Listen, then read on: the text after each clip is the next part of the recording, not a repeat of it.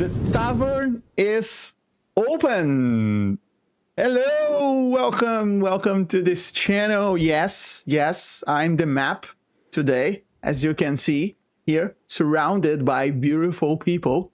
But today we are, this is the premiere of the English branch of Ecos da Taverna, which translates to Ecos of the Tavern, which is our small Brazilian tabletop RPG channel, right? We are small in level, but we have the epic quest of bringing the tabletop RPG hobby to everyone. So once you go through this, thing that is holding you back to embrace the RPG thing, either is your reputation, you don't want to be seen as a nerd person, drop this shit, join us, because you will never regret. So, I'm Rick. I'm the humble creator of this channel, and I'm very happy to be surrounded by these amazing people today that I'll soon ask them to introduce themselves to you. But before that, I'd like to say welcome. If you are in this channel and you are an English speaker, and if you're not an English speaker as well, but you're all welcome here today. I'd like to say that if you want to follow this channel, we appreciate so much. And I know you will be getting a lot of Brazilian Portuguese content. It's true, which can be a bit annoying, but we promise you that this campaign will go on. We will have an English RPG session every month. So if you want to follow us and, you can ignore all the rest, but be here probably every last weekend of each month. We will be here streaming this Tales of Yviria adventure, and you always have English content here. Also, we prepared exclamation command here on Twitch. If you put !info, you will get more info on how to join our Discord channel, and you can be part of this great community. We have an English channel there. In Discord, you can go there, paste your memes and questions and ask to play. Because if we have more English-speaking people wanting to play, nothing impedes us to create new tables, new adventures in English, and start this whole Echoes from the Tavern thing, make it even bigger. So I would like to say hi to all our guests today. I'll start with our brilliant DM Ramalho. It's a friend that comes from this whole channel partnership thing that I started last year, and it was just a great addition to this RPG group, and he is here to take the challenging role of narrating this beautiful adventure to us. Welcome, Ramalho. Welcome. Thank you very much. Thank you very much for inviting me and for letting me be behind the bar today. I'm Ramalho. I am a DM and player for over 10 years already, and I am a bit hyper-focused on Daggerheart. I ain't gonna lie about that. So it is an honor to be here. It is an honor to be here playing in English. I am an English teacher here. It's in Brazil. It's my job. So I am getting the two things I do together in one place. And I don't know, I'm absurdly nervous. By the way, a little thing, it's a disclaimer. There is a construction happening right next to our house. And, it Can't wasn't hear supposed anything to, so far. They were not supposed to start, but they started again in the afternoon. So, yeah. Can't hear anything so far. Everything is good so far. Welcome. And together with Ramalho, we also got the lovely Margot to join us today from the same Tá Que Pariu channel. They're also creators. They also create RPG content in Brazilian Portuguese. Maybe this is about to change. It depends on the amount of excitement you guys get today. Maybe you also start in the English branch or your own channel. Welcome, Margot, to the English part of the tavern. How do you feel today? Thank you. I am absurdly nervous, but I'm very happy, glad to be here, and very very proud of being the first team on playing English on the tavern. Now we have to learn English drinks too, right? Exactly. Yeah, can't imagine a more fun way of doing it. Yeah. And yeah, next to Margot, not all heroes wear capes, but this one might do because he's a gentleman. He's an English lord. And he also took the challenge of fulfilling our last spot here to play this adventure on the 11th hour, to which we are very thankful. Alex, welcome. Are you ready to judge the non-native speakers today? Well, considering I'm living in European Brazil, I don't think I can get away with judging anyone on language right now because I have failed spectacularly. You gotta hope. But I'm really excited to take part and scared out of my mind. All So right. if the eyes pop out of my head, that's what's happening. Just So you mild get a panic fear, attack. I guess. And that's I appreciate that. European Brazil, that was a really good one. And last but not least, my dear friend Reka. Reka always supported this channel. She's always watching, even in Portuguese, without understanding much. But now she's here to play with us in English and show off her dark skills. Welcome, Reka. Do you feel good today? Thank you. Yes, I feel amazing and I'm super nervous. Okay, that's a general vibe, I guess. Yes. All right. Well, like I said, Ramalho today is the DM, not me. I know I'm here in the map, but let me put myself in my place, which is here in this corner, because today I am just a humble player and I'm ready to just have fun while Ramalho, show us the way. Stage is yours, man. We can start. Whenever you want me to, the music is, I hope you guys can hear in the chat. I just increased the volume here now. And Ramalho, I will let the music playing. If you can also stop and pause from your side, right? Whenever you want to change. I have. Okay. So the power is in my hands right now. Okay, lowering a bit too loud. Okay, I'm reducing the size, lowering the volume here. Yeah, you guys can adjust the music volume at your own discretion. Yes, and then Rick does the control for the stream as well. Yeah, tell me if Rain it's better intensifies. now.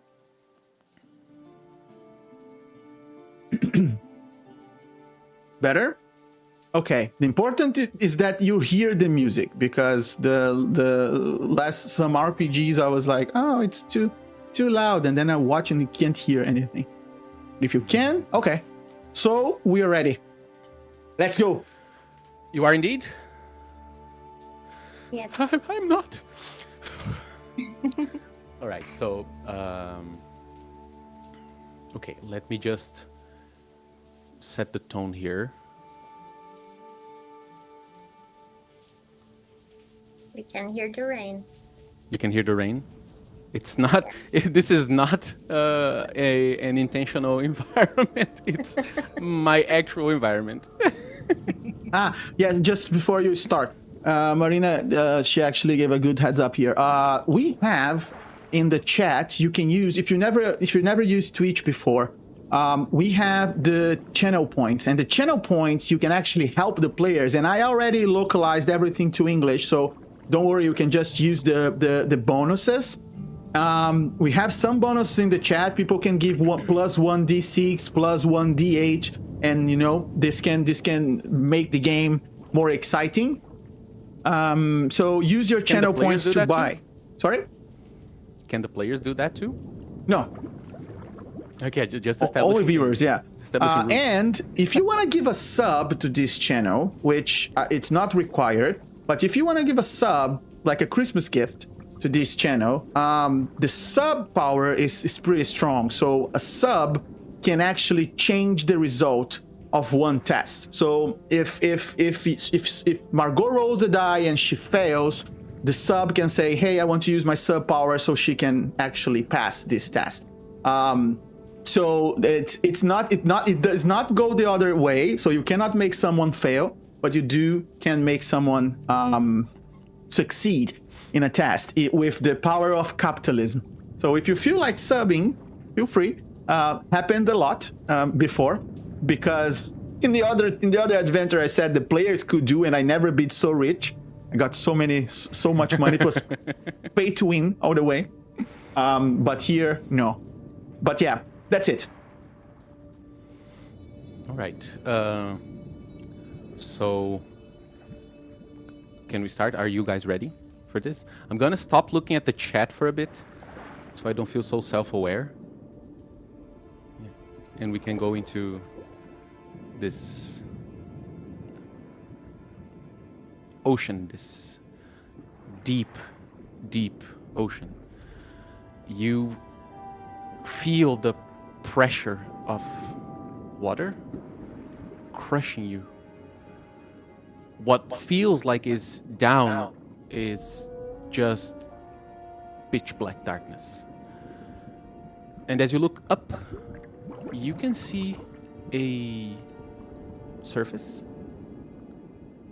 and something crossing the surface. A whale. We climb up way too fast, then we feel vertigo kicking in as pressure relieves way too fast for bodies to endure, but this is not our bodies. It's just feelings. We approach this, what we can see now is a beautiful whale. Just swimming, half of its body out of the surface. We don't see outside though. We are still underwater. And as we approach the surface, what divides this ocean from air, you think? Imagine like water and oil, very still. This whale swims in the linear between these two different liquids that don't mix. We approach it and we see surface getting closer, closer. The sounds are muffled. We feel this. You hear whispers, noises, growls, all muffled by the water in our ears. And then we emerge out into air. It's cold, very cold, and dark.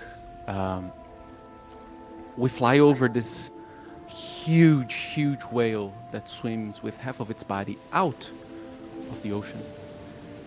And when we look around, we see into darkness stars. No, but they're not stars. They move. They float as if they were swimming in the air. They have tentacles. They are tiny beads of cold silver light that have tendrils, and they float using their tentacles to move through the air as if they were squids or cephalopods, jellyfish. And then we look up. Wait. There's land.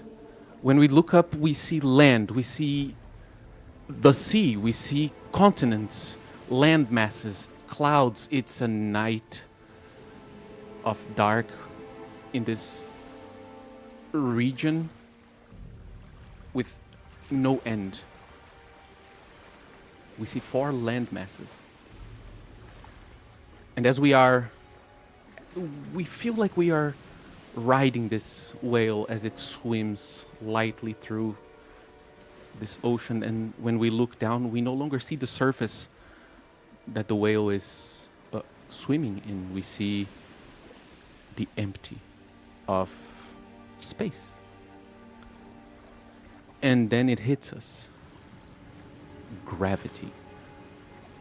Our vision spins as the sensation of up and down switches, and we are upside down. And as the whale turns with us, its belly faces the land. And light, golden light shines upon the land of Yviria. And then gravity. We start falling. Fast, way too fast. The wind hits us like rocks.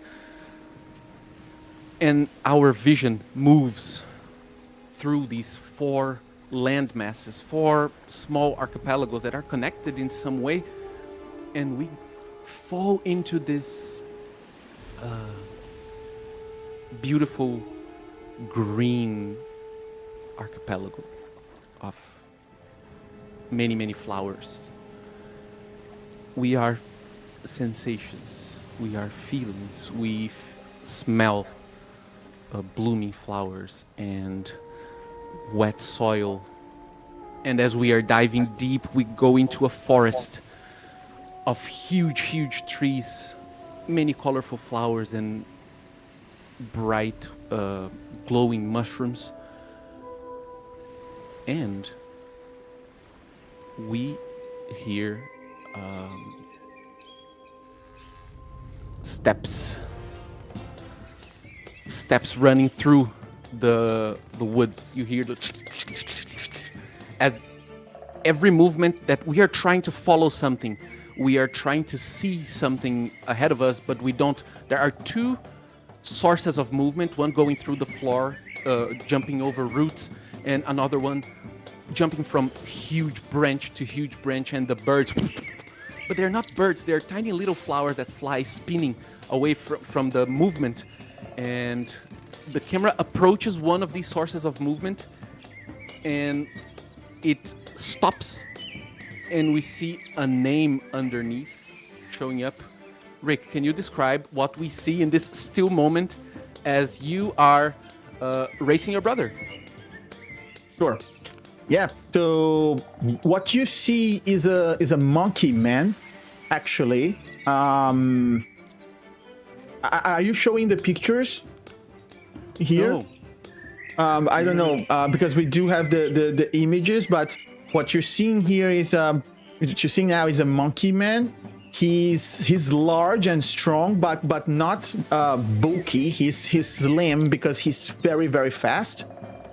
He has glowing yellow eyes, and he wears this greenish, like the color of the leaves, the dark leaves, kind of cloak with a hoodie sometimes. But the hoodie was always bothering his big ears. He actually has one of the ears trimmed, and he has the other one regular, and he wears these long earrings as well. He has a bow on his back together with a quiver and a few arrows, and he's extremely focused on winning his fairly weaker brother that tries to match his speed. Not today, Imani, not today. What is the name we see on the bottom of this still picture? Rafiki. It shows in beautiful letters similar to the ones in the land of Yviria that you see on the internet. Go ahead, follow Ecos da Taverna on Instagram. The lettering disappears and the movement restores as we see from the back this monkey jumping very agile from branch to branch, and we see on the bottom yet another one. The camera approaches and it stops with a name on top, what do we see in this still image when it focuses on your character, Margot? So you see the most handsome of the twins. It's Imani, the fastest, the strongest, and the most badass one. And physically they are very similar, but Imani is also in furnace. So apart from being a monkey person, he's got red horns and red glowing eyes. And he's given up on climbing trees after a past with a very serious accident involving these races on trees. So now the ground feels great, and they learned how to go through it. I've got a long sword that has a faint red glow on its blade, and I wear also a cape with a hood, and I often let the muscles appear because it's appealing. And in character, I guess Imani is a bit more grumpy, maybe. Right, the name Imani disappears in drops of blood as movement restores, and we see following from behind these two dots of movement going through the woods. What we're gonna do is that we're going to decide stuff rolling dice. Yes, I would like both of you to roll, let's say, your highest attribute. Agility. Agility. And yeah, go for it. Go for it. We're gonna go for this is like it will count as a reaction roll. I'm not gonna count hope or fear. However, Okay. we are going to use hope and fear as to solve in case you guys have a the same result. Whoever has Okay. a roll with fear gets there first. I have a question. Can we use our experiences on that? I mean, everybody starts with 2 hopes, so yes, I think you can. Yeah. I'm asking because I'm gonna throw in the chat here. One of my experiences is each monkey on its own branch. Whenever I'm climbing or have the higher ground is where I feel more deadly. The deadlier. So being In this like case, what you want to kill is your brother's dignity. I want to kill my brother's dignity. I can't lose. Go ahead. Okay. Thing. So we roll agility, and I'm adding 2 for my experience. And let's see. Oh boy. Oh Did you roll with advantage? no. Normal. I Yeah, I rolled don't know how to normal. count. Just because I saw the 6 there and I thought it counted for the 21. 6 plus 17 plus 2, 19. No, Plus I'm 2, rolling. 21. Yeah. I'm It's rolling 2 from your normal. trait, 2 from the experience, and yeah. Yeah. I will count on you guys for math because I have disadvantage on everything math related. Yeah. Rafik, you see that as you are jumping from branch to branch and hanging using your hands. Do you guys have tails? Yeah. Yes. Okay, so you're using your prehensile tail to help you move around. You see that although Imani is doing parkour over roots and he is very fast and agile, you I know. have the advantage here. And you guys are approaching a ledge where you know there is a rope where you guys hang and zip line down towards where you guys are living, which is the Order of the Hunter's Tower. So you get there first, you jump and you catch it with your arrow and go down towards the tower. As you look back, you see Imani doing the same and catching that, and both of you arrive on the tower with like 3 seconds difference. What do you do as you win? And Well- what do you do as you lose? Well, when I get there 3 seconds earlier, I will definitely use one of these 3 seconds to lay down like I'm waiting forever. And as soon as my brother arrives, I was like, finally! Oh my god! I thought you'd never get here, man. Yeah, stay there where you should be. And Below. as these two monkeys are nagging off of each other, our vision changes and it flies down towards another area of this village on a hill, on ledges of a hill. Let me bring you guys to the village of Hearthmark. Oh, hold on. I think you can see it now.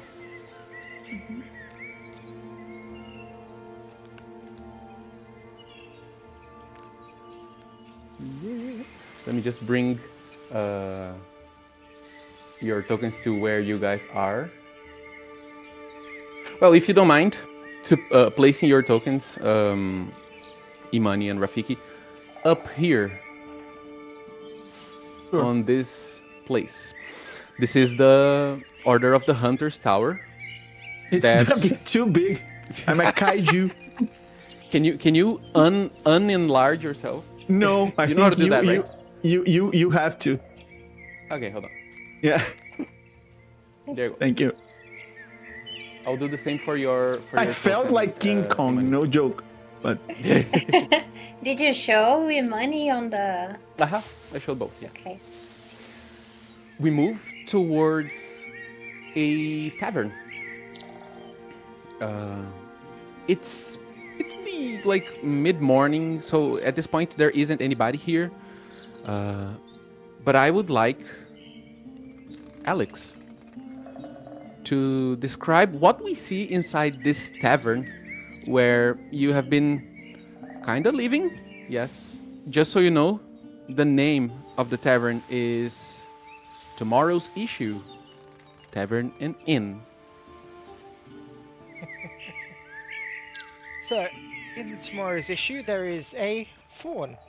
Except rather than being a dainty little creature, he is about twice the size one would expect, and with the very mighty thews to go with it.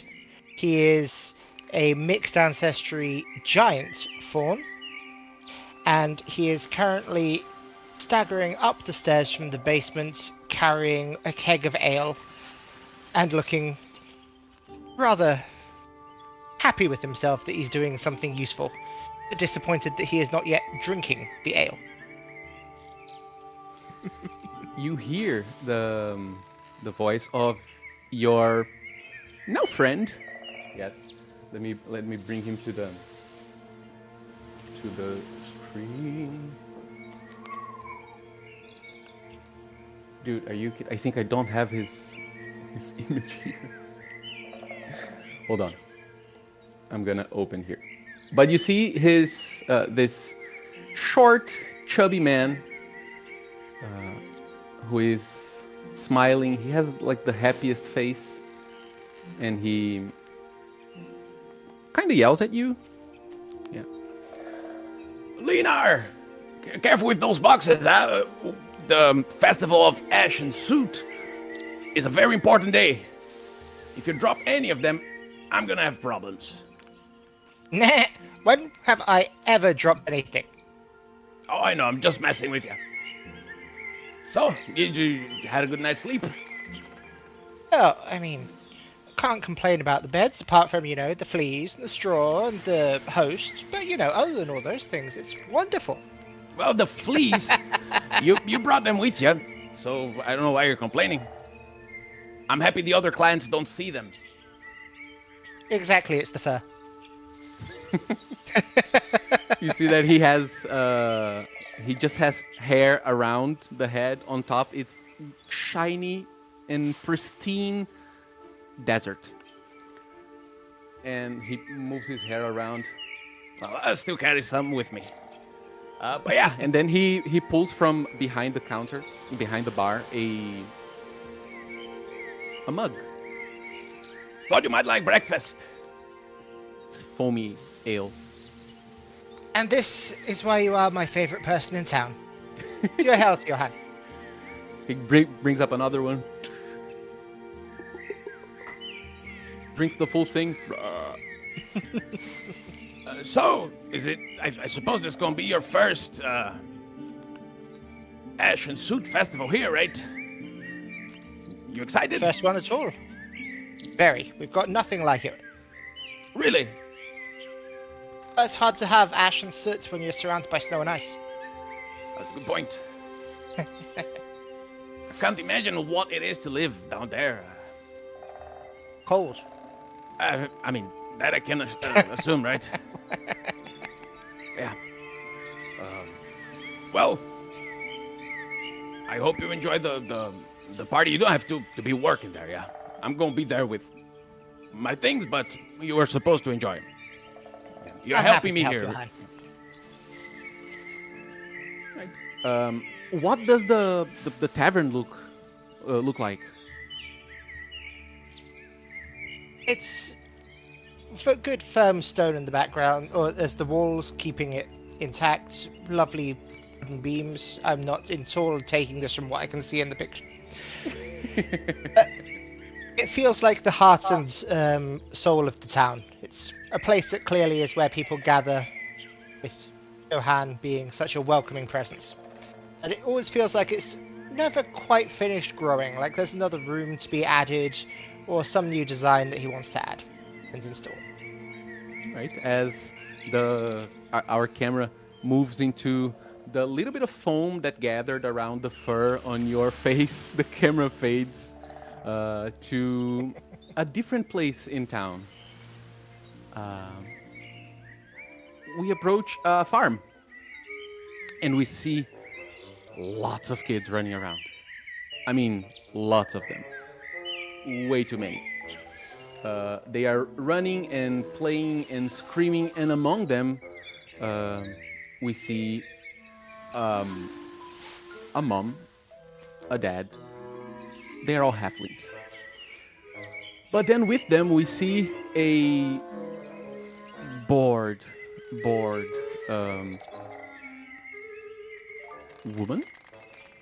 person with horns. Reka, can you describe what we see as the camera approaches you and you are surrounded by loud, happy halfling kids? I'm gonna put the image of the family here. Hold on.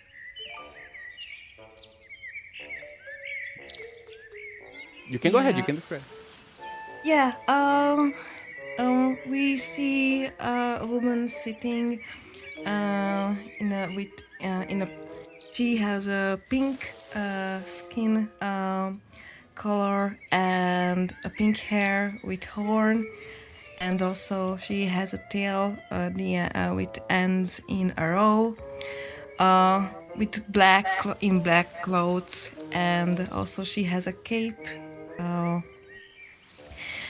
And she's kind of feel bored and also overwhelmed around the kids, looking for escaping, as if she can escape somehow, be a little alone. The kids are jumping, and one of them comes at you. You don't know which one it is. They have two sets of twins, and the difference of age between them, these 8 kids, is way too short to actually see a difference. And one of them comes and shows, look, auntie, and then shows their elbow. There's a major cut and it's bleeding. And then, I hurt myself. And then you see the mother approaching. Said, oh dear, come here, let's take care of that. Oh, it looks nasty. Brings the kid inside their farmhouse. very simple, but big enough for them.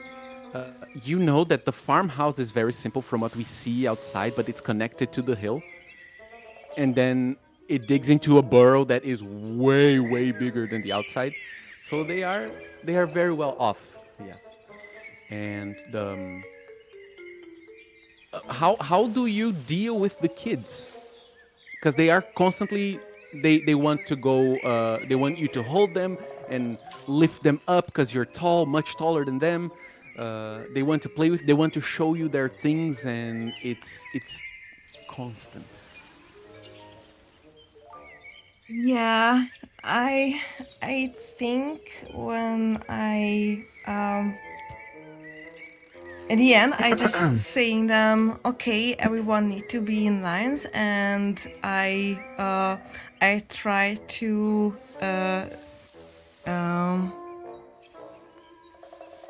trying to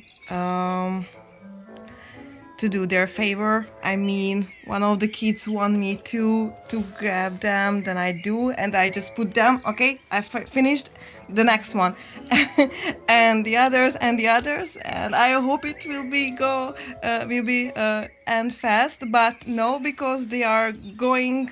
You know, they are rotating themselves. Who was left me, then went back to the line, and yeah, never ending.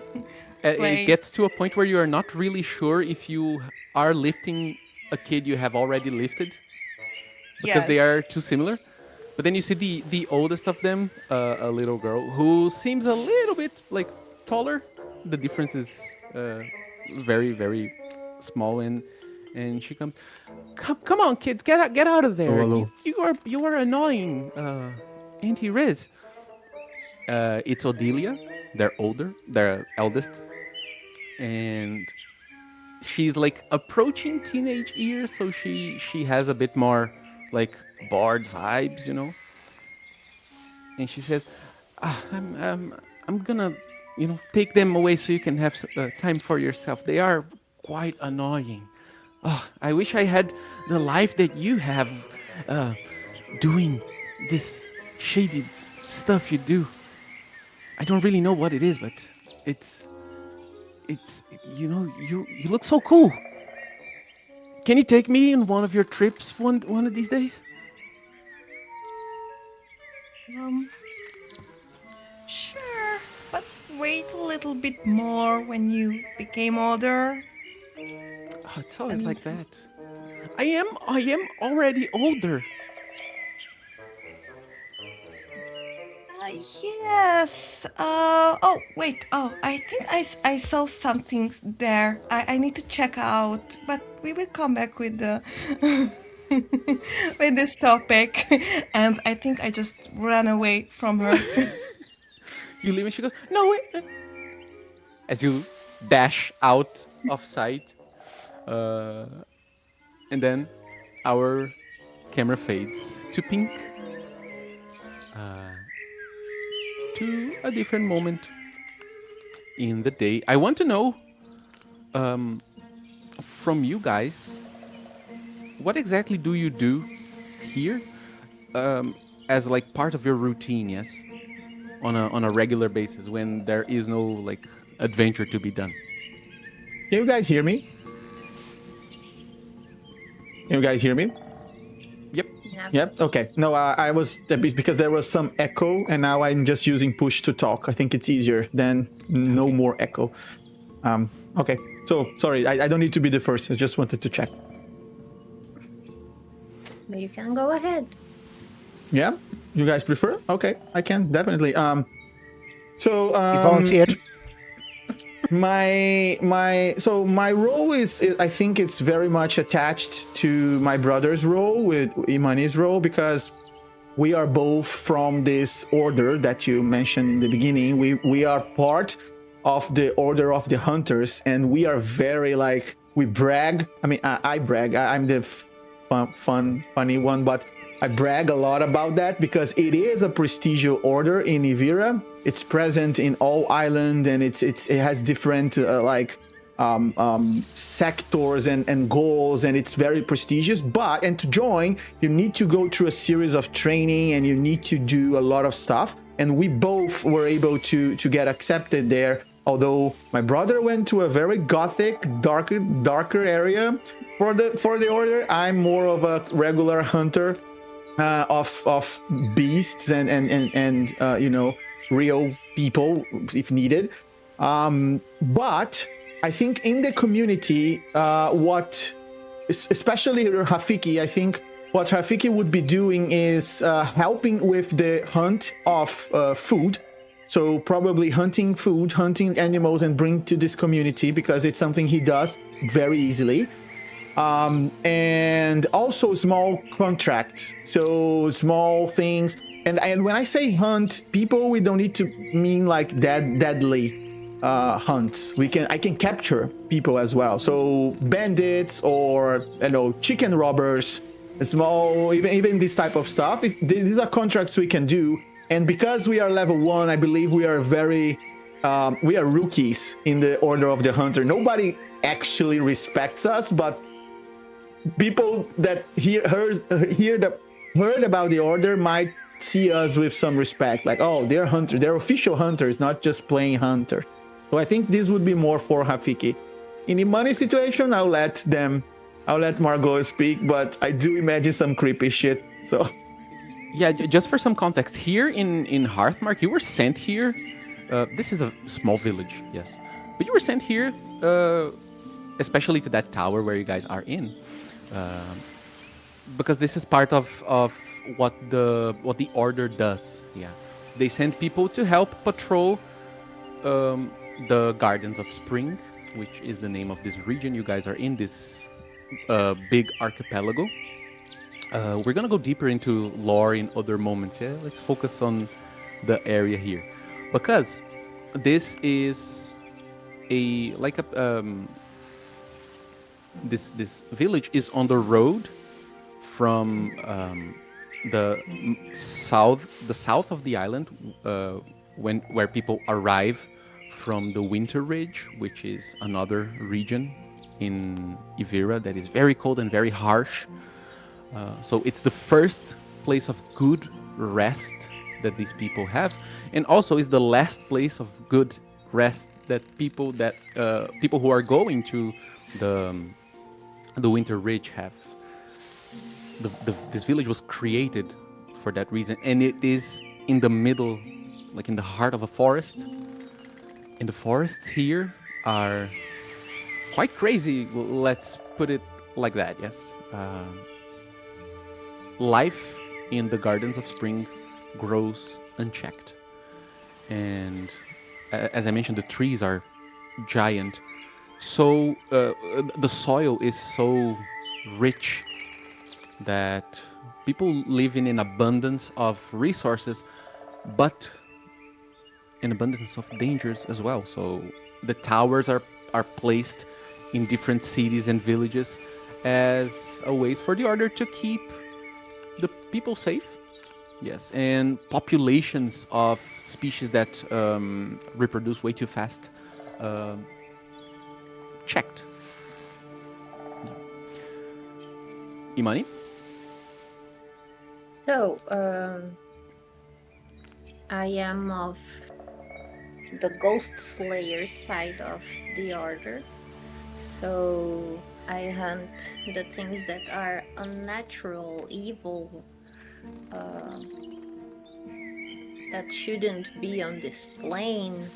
And as Rafiki likes to say, is the goth side.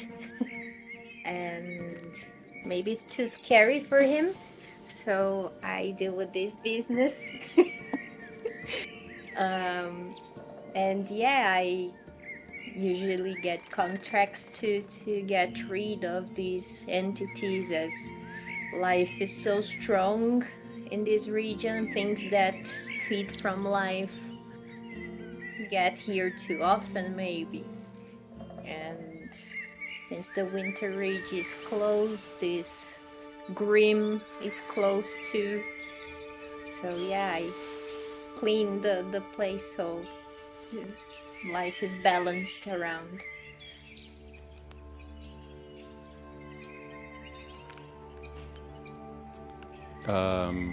Leonard, Riz, whoever wants to go first.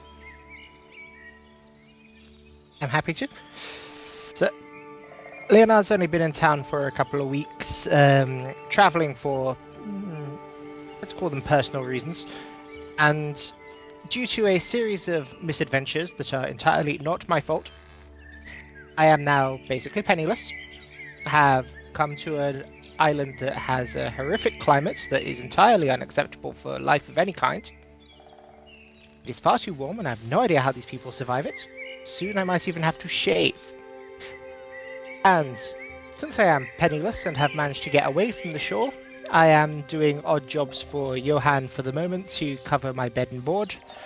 But what has drawn me here is trying to research the strange and ancient mysteries and rumors of all sorts of the eccentricities and ancient relics people tend to find throughout the different parts of the archipelago.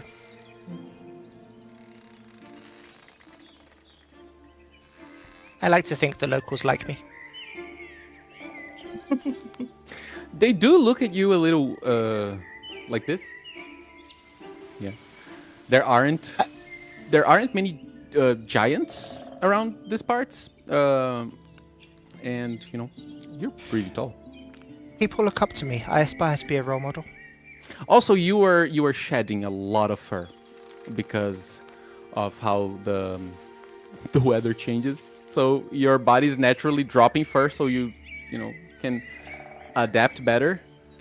And depending on how windy it is, when the wind picks up, there is a little bit of fur falling from you as you pass through town. So I'm going to have to add a character trait of anxiety about hair loss.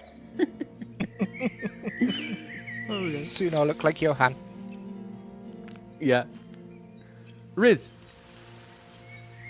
Yeah, I'm traveling to discover my unknown 12 years in my past. And yeah, almost that's it. That's my main focus on to discover what happened with me. First, my first 12 years, and the family take in, and they show a kindness to me I never experienced in my past, unfortunately.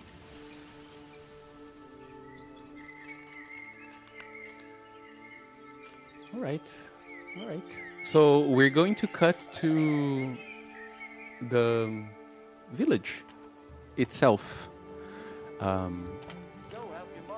It is a very important day today.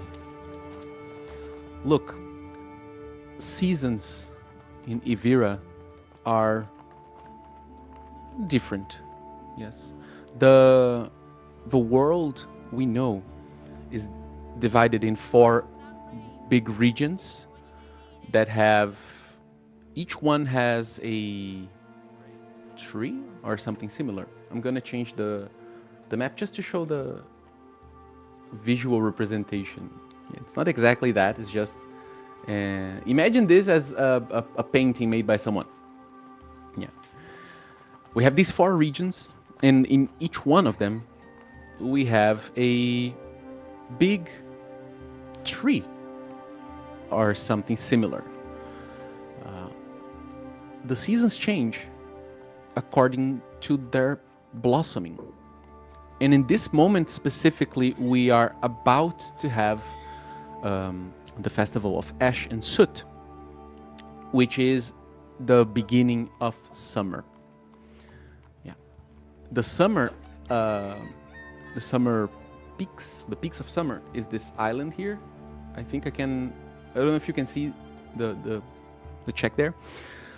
You don't see a tree there, you see a volcano, and when that volcano erupts, it's felt all over Yviria not the explosion necessarily, just this feeling that everybody gets of, you know, when you hear a very loud bassy sound and it rumbles you, like you feel your insides reacting to it. It's something that everybody feels. And right after that, which happens every change of season, the big whale in the sky, Luxar, which is the source of light in this world, sings. And as this volcano erupts, it covers Yviria in ash for a few days, and these are days of celebration. There are parties happening everywhere. Different cultures around Yviria celebrate this moment differently, but everywhere does something to celebrate the passing of seasons. Yes, Yviria is large. There are different peoples with different customs, but something that everybody does in this land is to celebrate the changing of seasons, because it's something that we feel. It's not like our world that it's, you know, not we have a specific day, for example, but it's not really a noticeable change. Here we feel it. And the entire city is getting ready and preparing for the festival. That lasts a long time. Yeah. Imagine for Alex and Reka, that won't be, maybe you are not so familiar with that, but it's very much like Carnaval in Brazil. It's 4 days of nobody working. I mean, most people not working. Everybody partying and celebrating in many different ways. Yes. I want to know, how are you guys helping in this situation?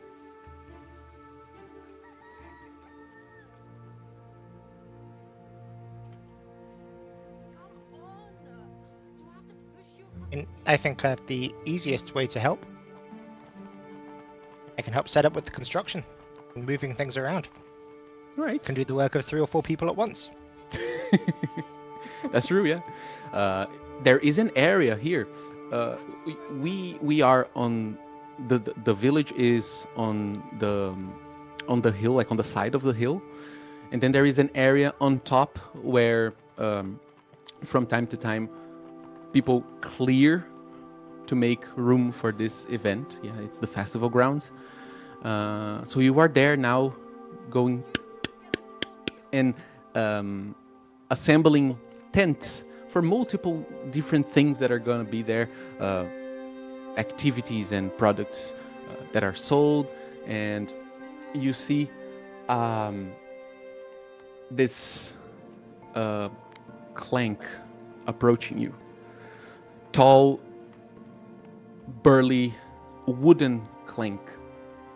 You know him, although you don't like him much, because he is very, very rude and impolite and kind of a douche. It's Rodney. Let me put his image here. He is made of wood, and many clanks here, especially in the gardens of spring, are made of wood. He wears an armor, or the armor is part of him. You're not really sure. And he is part of a small movement that don't really like the way the Hearth Warden and the Hearth... hold on, let me check the name because I forgot. Oh my god, check my notes. Yeah, the Hearth Warden and the... Yeah, the two... Hearth Keeper and Hearth Warden. The Hearth Warden is like the city guard, or the captain of the city guard, which is like 4 people, 5 people. And the Hearth Keeper is like a mayor. Yes. Rodney is really unsatisfied with that. So he has a little bit of a militia, and they try to make the to be better than the official guards of the city. So he approaches. He doesn't have any feet. He has many roots that move. and he approaches you as you are there. Stands. He's not as tall as you. If you stand up, you will be taller than him. But now you're like kneeling or crouching down, assembling things, and he gets to you with his spear. Looks. Doing everything properly, right? How else would I do it? Or would you like to stand here and be one of the posts instead? I want you to make a presence roll, and this is a duality dice roll. It's an action roll. Make a presence roll, just to Okay. And of course, Can I this is point where out something, Dagger Master? Oh yeah, sure, please. I believe, Alex, since you are a seraph, you do roll your divinity kind of dice in the beginning true, of yeah. every session, and you can use these D4s. I don't know how many you roll now, but I think we should do it. Yeah, I think we It's the prayer should do dice, it. right? Yeah, prayer Okay, die. so I'll Yeah, start yeah. with those. Yeah. Before making your test, roll the prayer dice. Yes. So that is...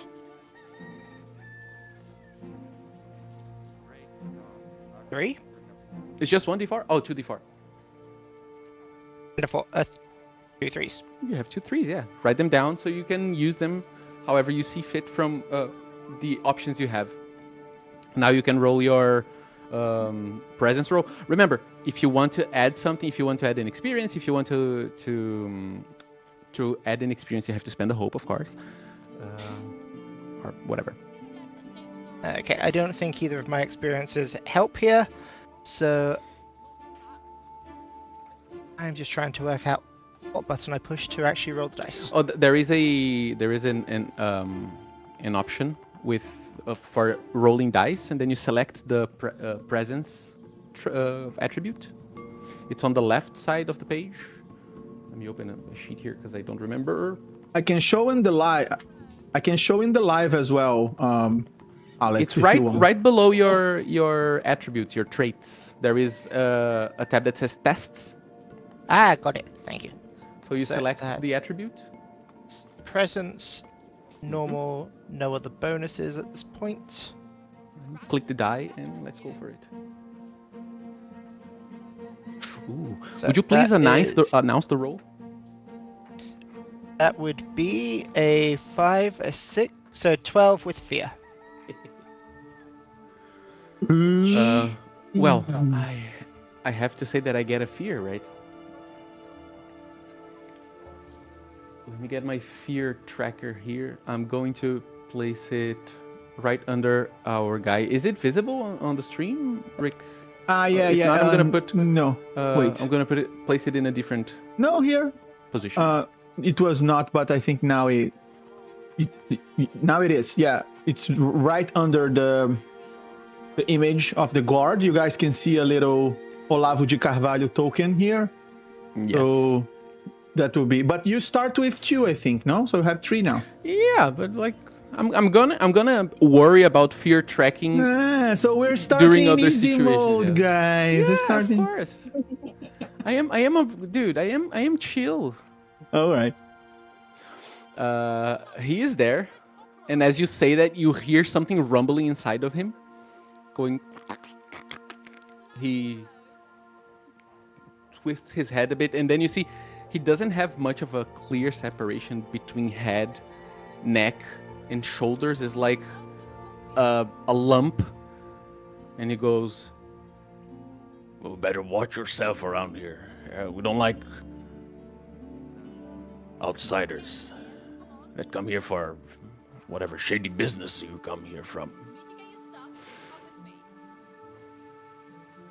Got my eye on you. You're really going to do wonders for the tourism industry, you know that, right?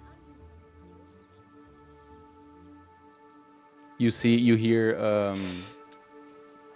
man, I am terrible with names. You hear Jochen from the other side of this tent you are assembling. He says, Oh, Rodney, let him be. He's just working. He's working for me. Come on. You have to be more careful with the people you hire. he goes out. Rodney moves away, and then you see that he kind of does that in every single tent where people are working. He stops, and then he tries to use his presence as like presenting some authority or whatever the fuck. And Johan says, You don't worry about him. It's just sad. Him and his friends, whatever. So is he actually captain of the guard, or did he just get a bunch of people together and give them pointy sticks?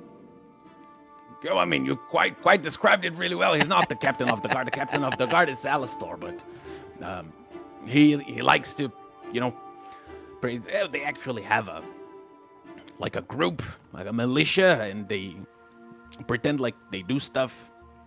Sometimes you will see them marching around the village. It's kind of sad. It's more ridiculous than sad, but As long as he leaves me well enough alone. you see you hear the sound of hoofs hitting against the dirt floor. And you hear a voice going, Johan, hi. Is Rodney causing trouble again? And as you look back, hold on, I have to. The thing of placing images here is a little iffy. You see this Furbolg lady. She is almost as tall as you, probably the tallest person you've seen in town. Well, I'll show you. Kind of like a minotaur. Yeah. She wears these flowy robes. She's built like someone who has grown up in a farm doing heavy lifting. You see her hands are beefy. But now she dresses more informally in light, flowy robes and dress. Her name is Zarya. She is the hearth keeper. She's kind of like the mayor of the city. You've seen her around a few times, Leonard, but you haven't had the chance of talking to her. And she approaches. As she asks that, Johan says, well, right? He's always on his guard duty, and then Johan puffs up his chest, which doesn't do much because he's too rotund, and does a very, very like silly. I forgot how to say that. Continence? Salute? Yeah, salute. Yes. And she looks at you and says, was he giving you any trouble? No real trouble. He just seems like a man who has too little time and far too much interest in other people's business. Yes. So thank you for your concern. Yes. Well, I haven't had the chance of speaking to you since you arrived. Johan has told me about you and the fact that you came from the Winter Ridge. I'd like to say and make it very clear that you are welcome here to stay as much as you'd like. We do like outsiders. Yes. We welcome everyone who needs a warm bed and a good place to stay. Yes, and I see that you are actually helping much more than him. She looks at him and then she does, one of those cartoon bull things where they go and a bit of smoke comes out of their nose. Yeah. Oh, once I met this strapping fellow and found that he was too short to reach up from his own basement, I had to give a little help, didn't I? And I'll slap your hand on the back. He goes, Sorry. Yeah. Sorry. he like keeps a position, but you see his eye twitching a little bit from it hurt a bit too much. I might have to fix that later. Yeah, no, his being actually quite helpful. I did need someone to work on the tavern. Yeah. You hear a little kid, a Qatari kid, like a calico cat, runs past and touches Zarya and says, "You're it!" and darts towards the other areas and into the woods. And Zarya goes, well, I'm it, and turns around and goes, runs after this little calico cat kid. And our camera moves to a pink Infernus.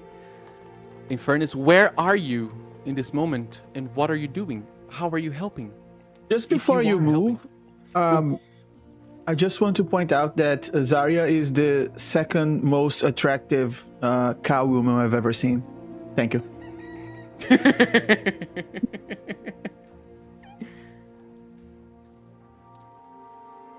Yeah, I think I'm decorating with the kids. Can you describe what kind of decoration are you putting in? And Oh, like- we are using flowers to decorate, and I'm helping them to knock it together and hanging. I grab them and have to reach the highest part where we need to put the flowers.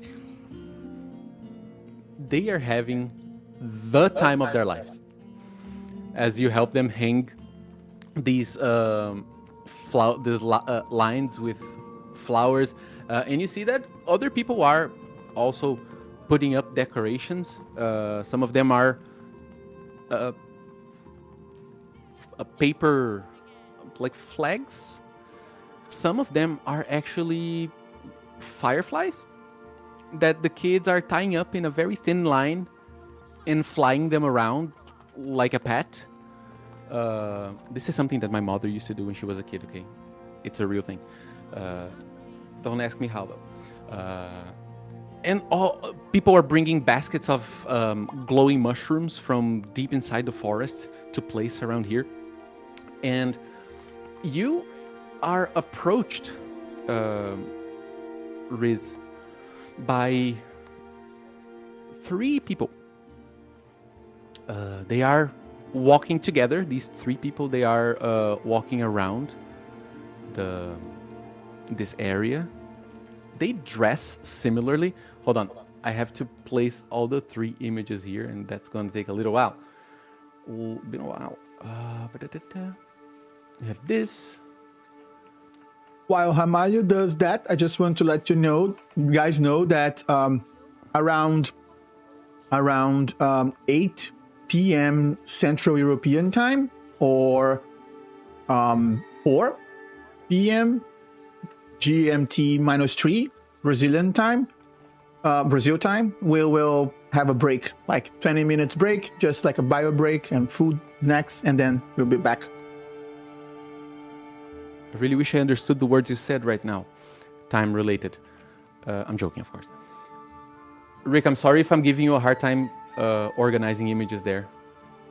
No, it's all good. I mean, if you are watching the stream as well, Ramalho, let me know if you want me to move the camera around. Like right now, I can only see the girl, the little girl with the book. You know that in here on Hub you can right click the same box and swap the image, right? Instantly. Yeah, I know. This okay. is what I was doing. But I wanted to show the 3 of them because they arrived together. So you need to pull 3 blocks. Yes. Yeah. Okay. You are not seeing the 3 yet? No, but I can refresh the page. You already added the 3 of them? The 3 of them are supposed to be there. Other players see? I don't see. Okay, so let me refresh. Come on, hold on. Tell me if you see them now. I'm bringing them to the... Nope. The upper only layer. only the little girl with the book, holding a book. No? Yeah. Oh, come on. Okay, so I refreshed the page and still done. still just one. Okay, so I'm gonna do something different. I'm gonna bring their tokens, which is gonna be a little easier to do. But you see this. The first one you see is the one that is in front of them. She is I forgot how to say the name of this animal in English. She's a simia. Man. Orangutan? No. It's in Portuguese. It's called mico-leão dourado. I think it's tamarin, or it's a very small New World monkey. And I'm gonna Google that because I can.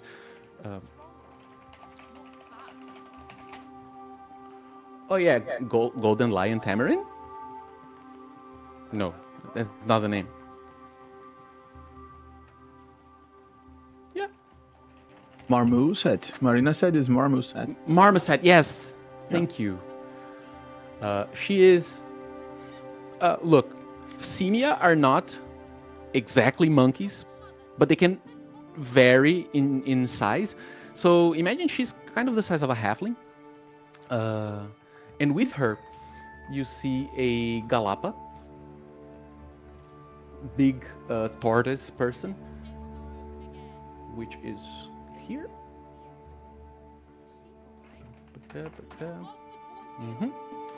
She carries this little, like a horn, she puts on her ears. These ones you're seeing, right? Yes. The tokens. The image is a little flattened, unfortunately. And with them, you see this teenage human with a book. They walk together and they wear the same kind of outfit. You haven't seen them around here, I suppose. And they approach you. You see that the marmoset doesn't see. Her eyes are completely foggy. And hold on, now I have to look for things here. So I have too much information in front of me.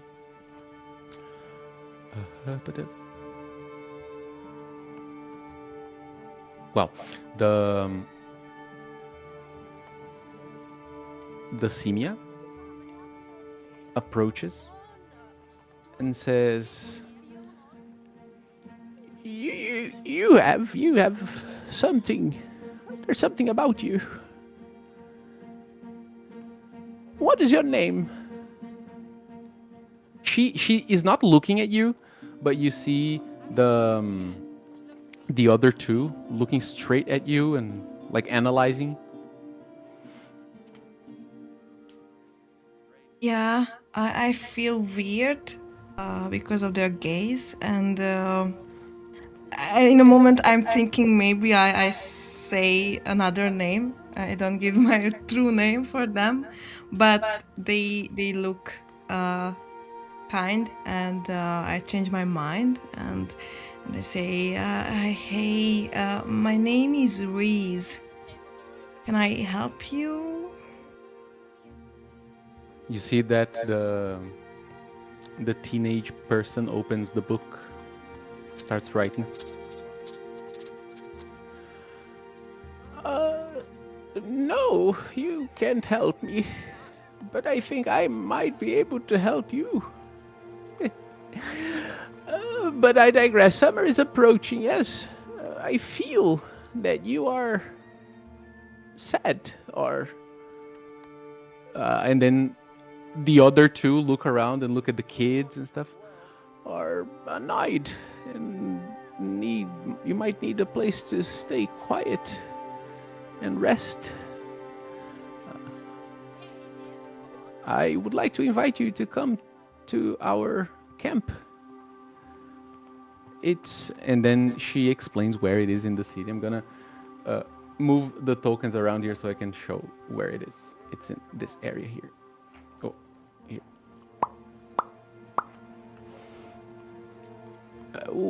We are the spirit colors. Yeah. There you might find a place to stay and relax, and nobody's going to bother you. I know the kids are lively sometimes. Yes, and then she focuses her look at you, her eyes wide, and the other two seem to react in just taken back a little bit. Yeah. Oh, by the way, I am the voice. She points to the person, the teenage person. They are the ears. And then she points to the Galapa.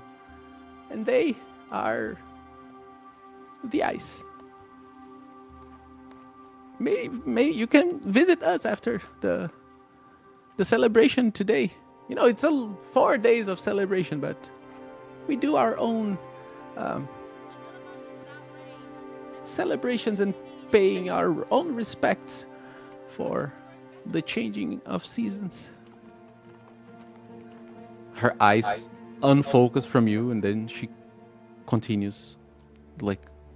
At first she was talking at you, but not looking at you with her face. Then she turned to you, and then she goes back to her regular vibe while the other two are still looking.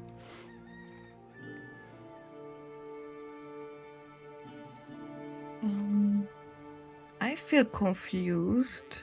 I think I'm looking at the kids, and I really want to take a break from them. But deeply, I just feel bad if I leave and they around me. And I think I will respond, okay, I will make a visit. Maybe, yeah, I will. I don't know when, but I will. Thanks you, the invite. Yes. The three of them make a gesture for you. The three of them move together and go like this, with their thumbs from their foreheads down, and they start moving, and you hear the steps, tiny steps of Amara, Bogroot, which is the mother of this halfling family. She approaches you. Are you okay? Did they scare you? No, it was weird. I'm not scared. I just, I don't know what happened, to be honest. Was an interesting moment. Yeah, they are weird, but they are quite nice. Yes. I couldn't help but hear what they were saying. Maybe you should go visit them. They are spiritual guides. Yes. And sometimes they provide people with care, guidance, knowledge, and some herbs, if you know what I mean. She says that like in a lower volume while the kids are far. Yeah.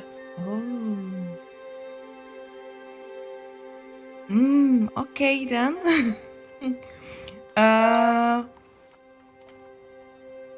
I think I will visit them at night. Thank you, your advice. I would feel bad to leave the kids in daytime, but at night I will visit them for herbs.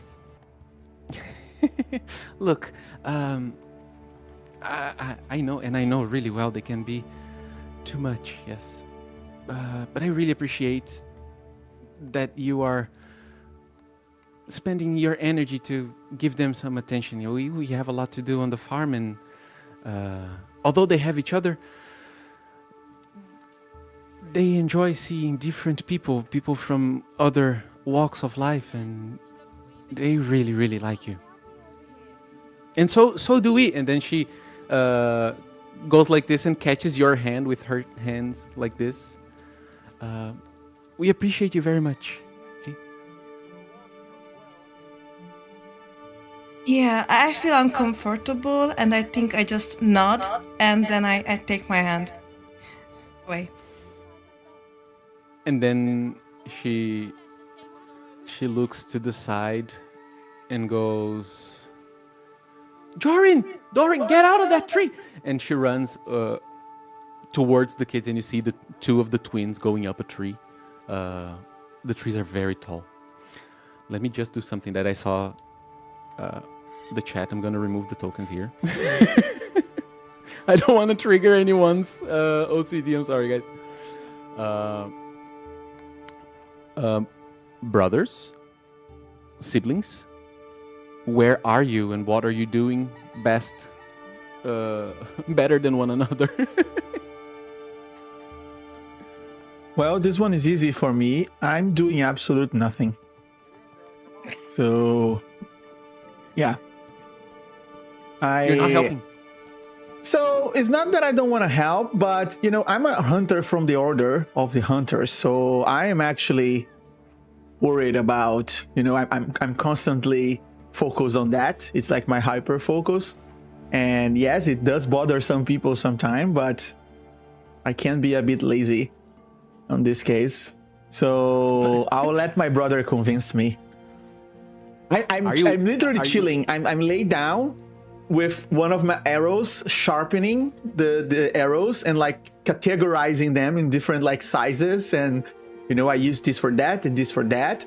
And anytime someone speaks to me, I just respond like, this is very important. Like, these arrows are very, very important too. So, yeah.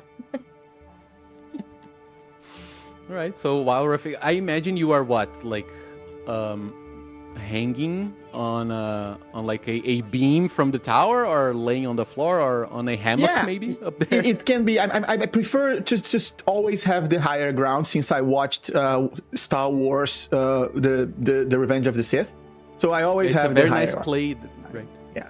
So I'm always like in a higher ground, and I am like, I can be in a tower or a branch. Of course, Hamalio, if anyone that is a superior from the Order appears or something, I immediately get my shit together. But if it's me and Imani alone, I am totally lazy, not helping right now. I would say that you are pretty sure that nobody's gonna come here, because you were. It's like, it's your job, the both of you, of course, to take care of this region. Yeah. That's what I'm doing, sharpening my arrows, bro. Yeah. Very careful indeed. And you, Imani? Other than being annoyed at your brother, what are you doing? Well, I am doing a higher ground patrolling, just checking if everything is flowing correctly, with more people coming and going. And I get bothered that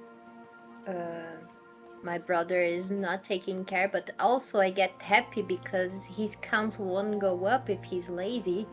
So I get more kills than him. And so even if I want to put him to work, I won't, out of spite. I just make a comment like, if you sharpen more that arrow, it will become a spoon. What do you understand of arrows, Imani? Enough to know that they will like go away if you keep pushing it like that. Yeah, I might try if they're sharp enough on your butt. Why are you bothering me? What exactly are you doing now? Patrolling. Ooh. And you see something? No, because I do a good job on cleaning this region. All right. Okay. Do you think anyone is getting upset with us if we are not, like, you know, putting together rocks?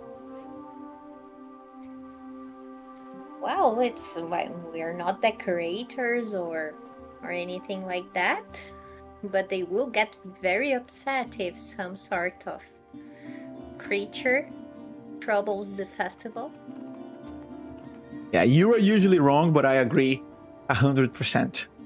I'm also gonna patrol. I sit down, Ramalho. Instead of laying down, I sit down and I start organizing my arrows inside my quiver, casually looking around from the top of the branch or whatever I am. All right. So, Daggerheart is an interesting game, and one of the things that me as a GM can do is to spend fear to cause situations. Yes. And one of them is one of the situations where I am encouraged to make a GM move is when I receive a golden opportunity. And I'm going to do that right now. I'm going to spend a fear. As you hear the noise of, from a distance, you hear the noise of something breaking and a bunch of animals running. And then both of you, with your keen senses, you look towards the stables right here, where you see a bunch of bloom deer escaping from the stables. I'm gonna have to put the image of the bloom deer here because it's pretty. So we are There are no over horses here, in the right? Gardens of Spring. We are over the here. Sorry, Ramalho. We are over here, right? On top of Yes. here. And we saw the movement down here. down there. Yes. Okay. Here it is the bloom deer. Animals. Oh in the my god. You love them? I love them. Besides us, the pretty scariest cool. things I've ever seen. I have them here on my arm. Is my favorite animal, like, ever. That's all. I'm very happy to see that. You can see, especially because of their color, many animals in the Gardens of Spring, they are part plant or something. Yeah, plant grows with them or they grow with plant. Nature is pretty wild in the Gardens of Spring. You see a bunch of them just climbing out, jumping over this broken fence and spreading. And I mean spreading. They are going to different places. I want you guys to give me a knowledge roll. Can be the two of you. We'll count this as like a group check. So one of you is going to roll, and the other one is going to roll for maybe advantage or disadvantage. Rick, can you remember how that rule for deciding?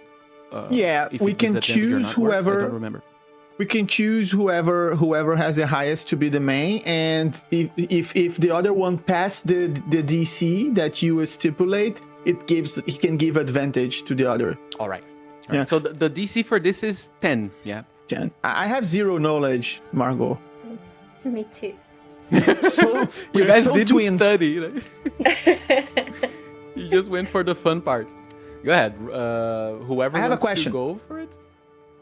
Is this bloom deer a natural creature from this world? Yes. They are very, very common in the Gardens of Spring. They are from the Gardens of Spring, and here they are used as steeds. Yeah. Okay. When people have to travel, they use them, or they use them to carry small wagons. They're not so strong, yeah, but they're very agile, and they move through the forests here very, very agilely. So Okay. it's a good mount, especially for lighter people. Okay, Margot, what do you think? Let's do it like whenever we're talking about a natural creature, I roll the main one. Whenever it's a supernatural being, you roll the main one. I think it's a cool concept if you like. So roll it first. If you pass, I'll roll with advantage. Yeah, the DC is 10. Okay.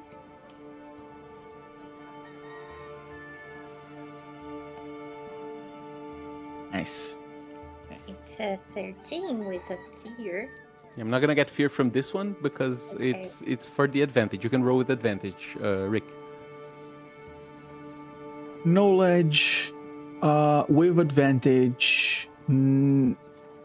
I could spend another experience because my second experience is called Hunters and Prey, and every time I see anything that I'm hunting or chasing, any clue or any track, I get a higher dose of adrenaline and oxytocin on my mind, and then it sharps my.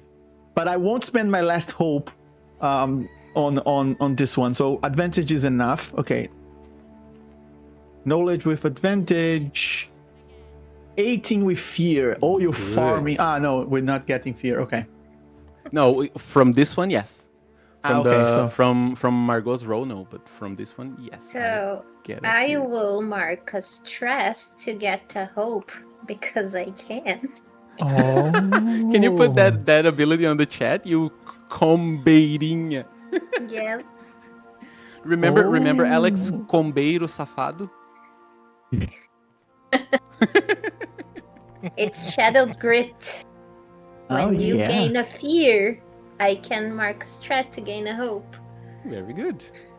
Very good. Okay. You see the situation ensuing and the animals running to different directions. And I mean, you skipped a lot of the studying part of, learning in the hunters, in the order of the hunters. But you do remember that these animals, they are raised in specific places because they have the natural ability to always come back to their birthplace. So here, it's a common thing that every day the stable master releases them so they can roam around, and they come back like within an hour or two. It's part of their growth. Yes, this is not what is happening right now. This is, it seems weird, unnatural, uncommon for these animals to do that. You have to do something. You see that they are moving around people, and people start like trying to get out of the way. They seem scared, to be perfectly honest. Okay. You guys can, Okay. if you want, to do something. I think this is a perfect moment to kind of like show how my relationship with Imani is, because we are very competitive, joke around, but we are very, very attached. So as soon as this happens, I imagine we look at each other like the playtime is over, like something is very real happening. So I guess we're gonna move the fastest as we can to get there, and of course I will prioritize going on 3 branches, Ramalho, because I do, as a Simia, get advantage on any agility roll if I'm climbing. So I'll do that. Mm-hmm. I'm not even gonna ask you guys to roll for this because this is your thing. This is what you do, both of you, even though you have different preferred praise. Yeah. You are. It's what you do. So you start going down from the tower towards the hill. I want to know, in a general sense, yes, we're not going to do like bloom deer by bloom deer. I want to know what are some things you guys are doing to try to get them together, and then we're going to do some rolls to solve those actions. You can be as descriptive as possible. This is going to take, like, let's say 45 minutes of your day just to for you guys to do whatever you are going to do to pick them up. Go ahead, Margot. I'm really silent, as my brother is too. So we try to make the least possible noise to start surrounding them somehow, and cause no harm to the animals. Maybe putting some ropes around. I try to do my best with these physical beings that cannot be harmed, and I am not big on farming. But yeah, I'll try to put some ropes to refrain them from getting more into the town, into the village. Yeah, that's very good. I also want to highlight this. I have this skill called the path forward.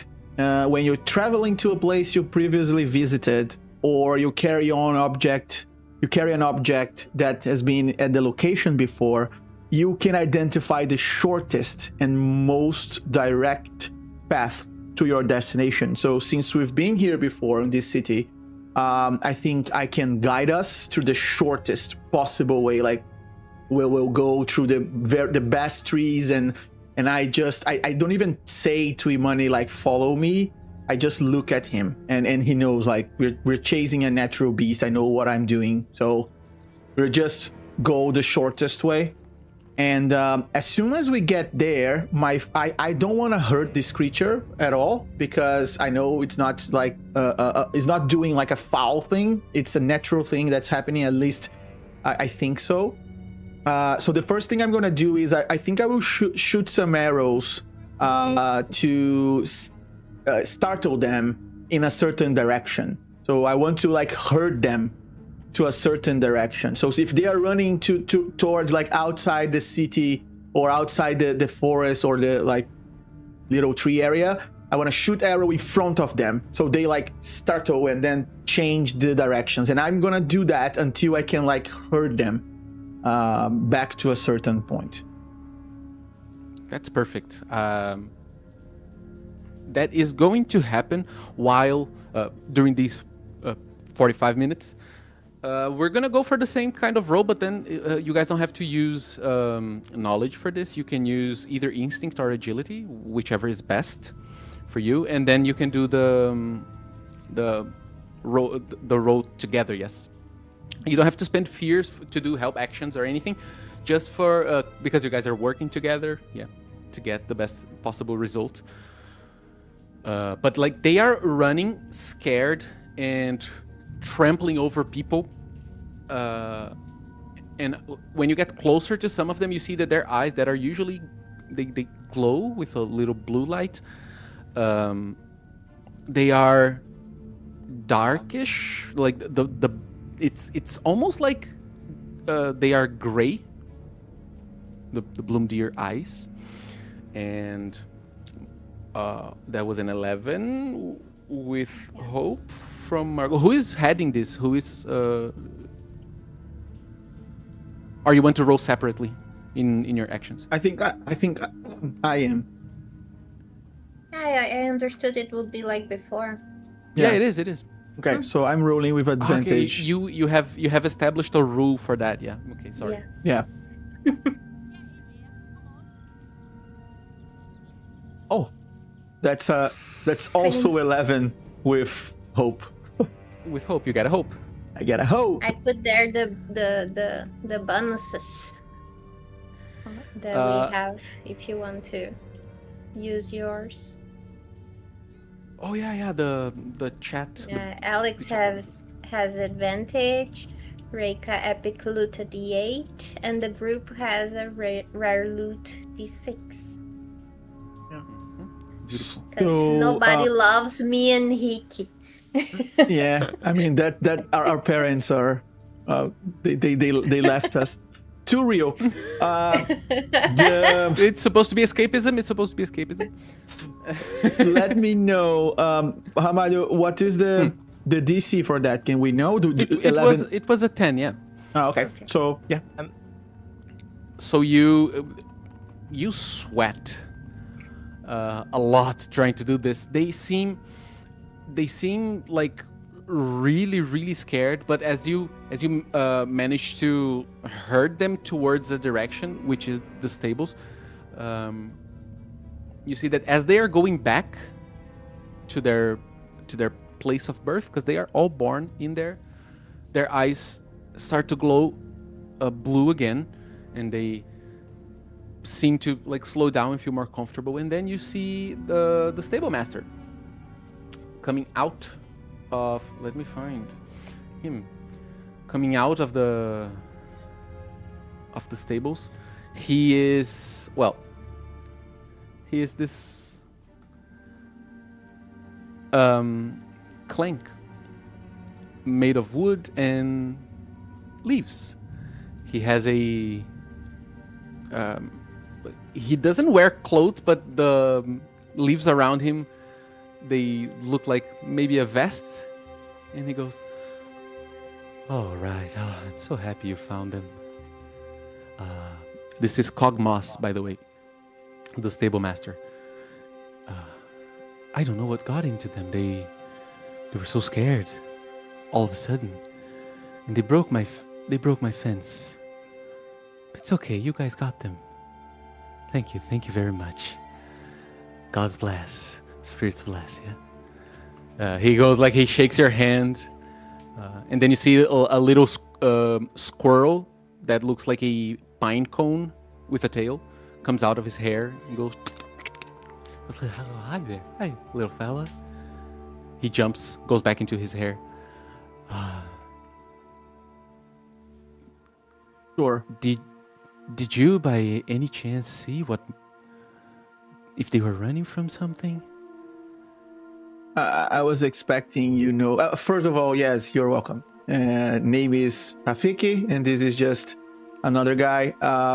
We are from the Order of the Hunters. Oh, you Pleasure were the to ones help. on the tower up there, right? Yeah. Mostly me. Oh, yeah. But tell me. I am Imani. We found him on the trash, and we raised him. Yeah. Oh, your Yeah, whatever. siblings, right? I mean, yeah. Yeah. I can feel. We found him actually in a tuna can in the garbage, and then we raised him. You sir, you don't know what caused this? Well, not really. Were you doing something in the back while they ran? Maybe, I don't know, using some sort of incense or something? I was painting, but I was painting with them. I paint, and then I talk to them. I don't know if I painted something wrong, although there are no mistakes, right? Just happy accidents. Right. But they looked at the stable's door. There was nothing there. And then they went like that, At first I thought they were happy because of my painting, but they ran off. I've been doing this for 37 seasons, and I've never seen them acting like that. It's Okay. common for them to have grayish eyes. No, unless they are born with a condition. Did they have gray eyes? And then he goes there. He like, you guys are talking, moving towards the stables.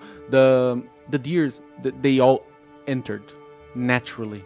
They didn't Cog didn't do anything. They just went back to their place. And then he goes there, starts to say, "Oh, hi there, fella." Looks at their eyes. Their eyes are normal, right? Now, Was there yes. something- But when we got here, they were gray, almost like something turned off inside of them. I don't know. Oh dear. Literally. Yeah, no pun intended. Well, I think I'll have to do some studying on my books about them, because I've never heard about this. I have another idea. Do you happen to have a druid around here? Someone who can talk to these animals directly? I feel I'll be able to do this pretty soon, but not now. Not really. The druids don't really like to come to the village. I know. They live within the forest, yeah. No, the spirit callers are not so connected to nature either. Okay. I mean, I talk to them, but they don't really answer me. Only with their vibes, you know? Right. Right? And then like he says, right, and the deer goes like, Right. Hamadu, I like I said, I can't talk to animals yet. But I do. I mean, I do have a lot of experience with them, so I want to approach very respectfully one of these deers, and I want to try to inspect it. Maybe an instinct check. I want to check them, to look at them, and you know. you want to feel if there's something wrong with them, Marina? I want to feel, yeah. It's just like Brumas in the library. I want to feel if the right book is here somewhere. You approach one of them, and they are so docile. As you approach, he goes like this. And if you want, you could pet him. Them. Yes. It's mine now. No. I mean. Okay, no. I just want to check. Are you asking Cog? He can answer you. Yeah. You ask. No. I would love to have one of these deers as a pet. Imagine that, best thing in the world. But I don't know. It might be a problem for our jobs. I'm climbing all the time, so. When you pet it, you can make an instinct roll. Yeah. I'll let you do Perfect.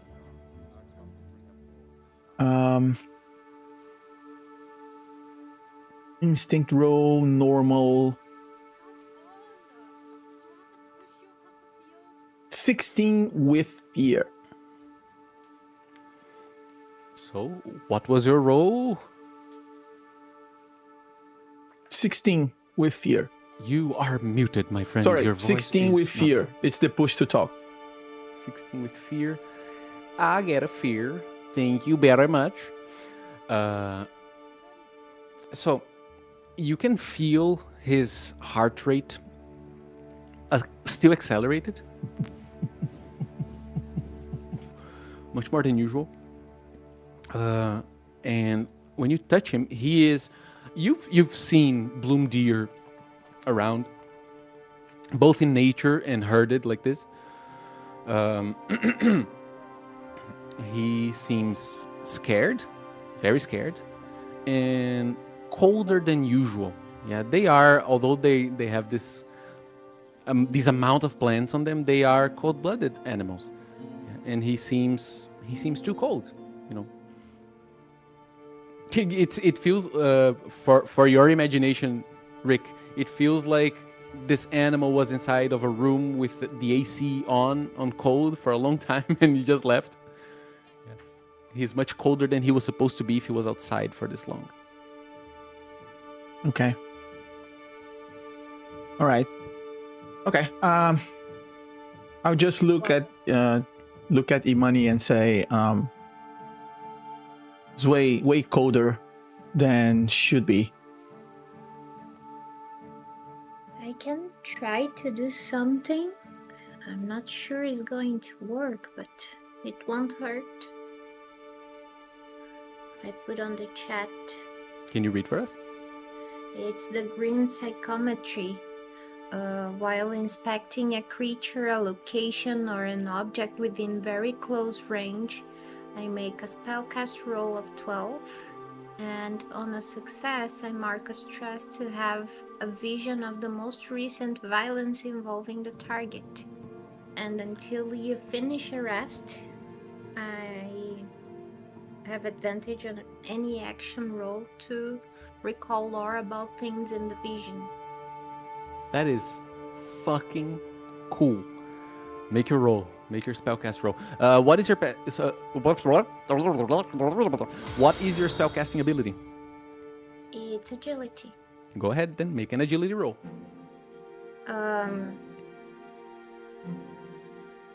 They don't seem to be scared, the animals. Right now they seem to be on the offset of being scared. You know, right now they are chill, but they are, you know, right after you get a jump scare that you are, okay, it's over, but you're still like, They're recovering. Okay.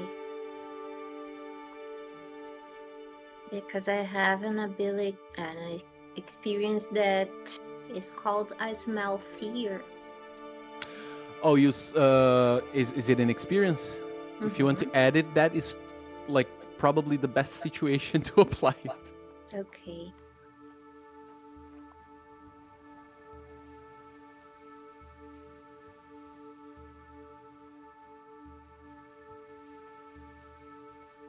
Oh, that's the crittest of crits, guys. In Daggerheart, whenever you roll you roll the same number or the same numbers on your duality dice, it's a crit. Since the duality dice is a 12, they are d12s.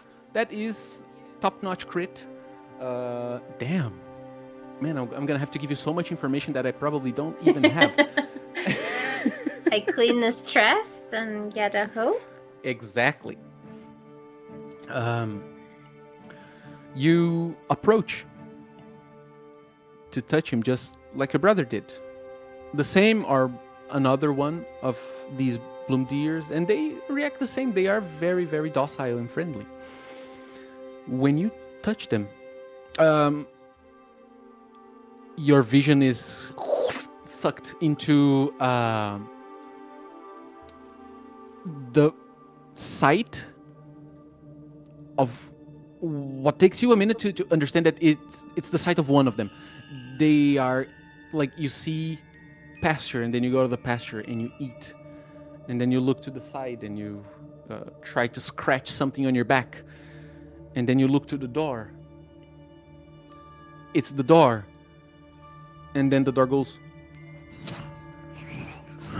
and it's something opens. Like, imagine when someone drops a rock on the water, on still water, and it makes that opens a hole in the middle, and you can see in there for an instant. And as it does,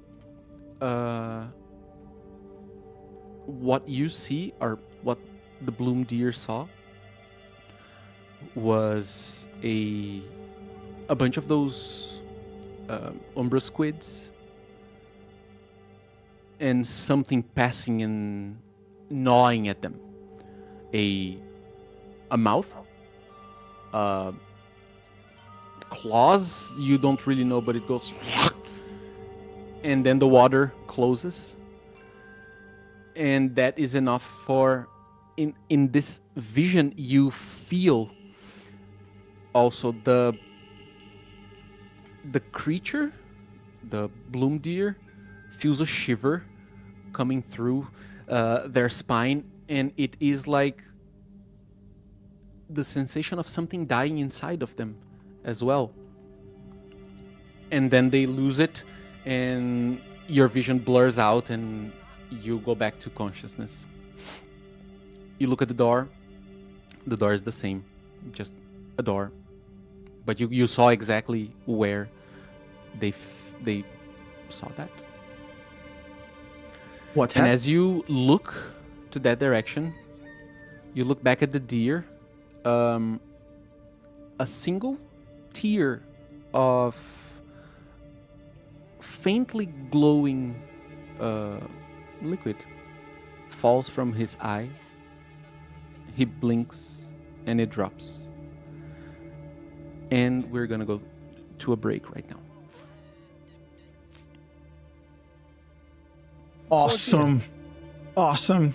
All right. So we're going to break. 20 minutes break. Don't abandon us. Stay with us for the second part of this fantastic adventure. If you abandon us, you're going to be hurting more bloom deer. Exactly. For every one of you, 25 people watching this that leaves, one bloom deer gets hurt, but only metaphorically, because we don't hurt. We will never hurt them. We will just, I don't know, someone will call them ugly, they'll cry. Emotionally, yes, exactly. So stay with us, and we'll be back very soon. See you soon, guys.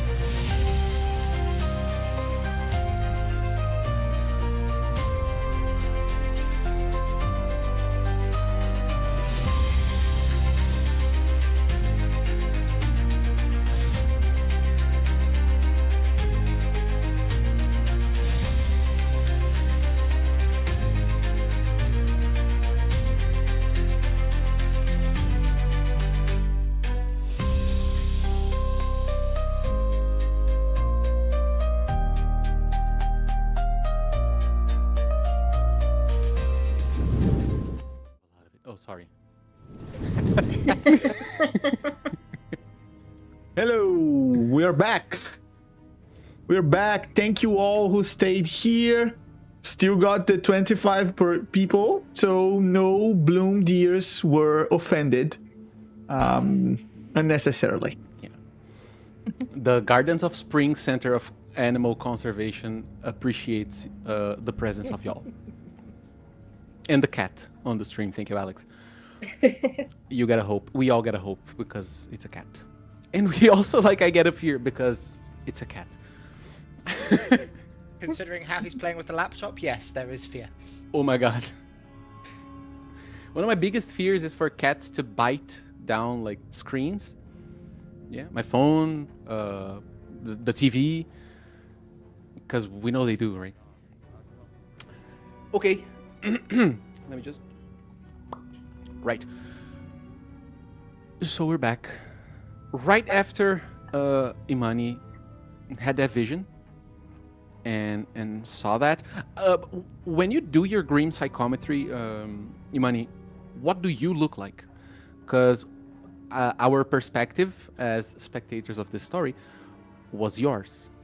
What does Rafiki and Cog Moss see when you use your ability?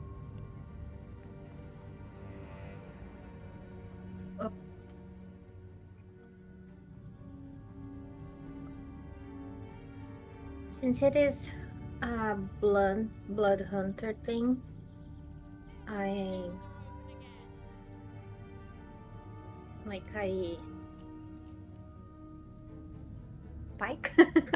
I hurt the tip of my finger, just enough for a droplet of blood. Sorry to And interrupt you, Margot. I'm so sorry. Just need to thank Kukia, who just gifted 5 subs to the channel. Thank you so much, man. I don't know if you are an English speaker or Portuguese speaker, but muito obrigado, de verdade. Thank you very much for supporting this channel. This is amazing. Thank you so much. Sorry, Margot, I never meant to interrupt, but I need to. No, that's a 5 very subs good is a reason. lot. Right, yeah. So- Christmas is gone, but Santa Claus just passed by. Yes. Arnie got a sub, and Isa got a sub. Now she can watch without ads. And Alex as well. So thank you, man. Yes, I get the droplet of blood, and I mark between my eyes, like from the forehead down to the nose, and the red glow gets stronger, and there is a faint glow on my hand. And I touch the creature between the eyes too. And they see me standing there staring at the creature for a minute or so, or a couple of seconds. Yeah, you see... am I muted? No. No? Rafiki, as your brother's doing that, Cog approaches you. Does he do that all the time? I think he hurt his finger on the thorns. Is he okay? I speak like quieter, but enough for Imani that is busy to hear. I say like, yeah, he's mentally challenged, but it's all good. He does that sometimes, but it's all good. He hurts himself, plays with his own blood. We're trying to help, but everything will be good. I take good care of him. It's all good. But yeah, if you want to tell this to the people in the village that Imani is a bit mentally challenged, it's a very important thing. So we can, handle this. But thank you for worrying. You're a very nice man. Oh, don't worry about that. He taps you. All right. And then you come back from your vision, and they are just finished. You just see Cog tapping him on the shoulder like this. Are you okay?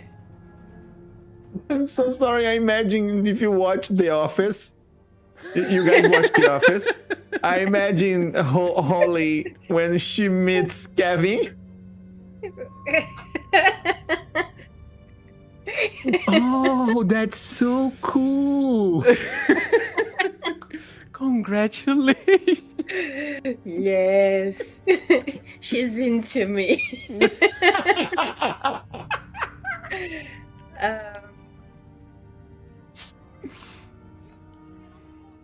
So I saw something pretty weird. What scared them was Drink water, you guys.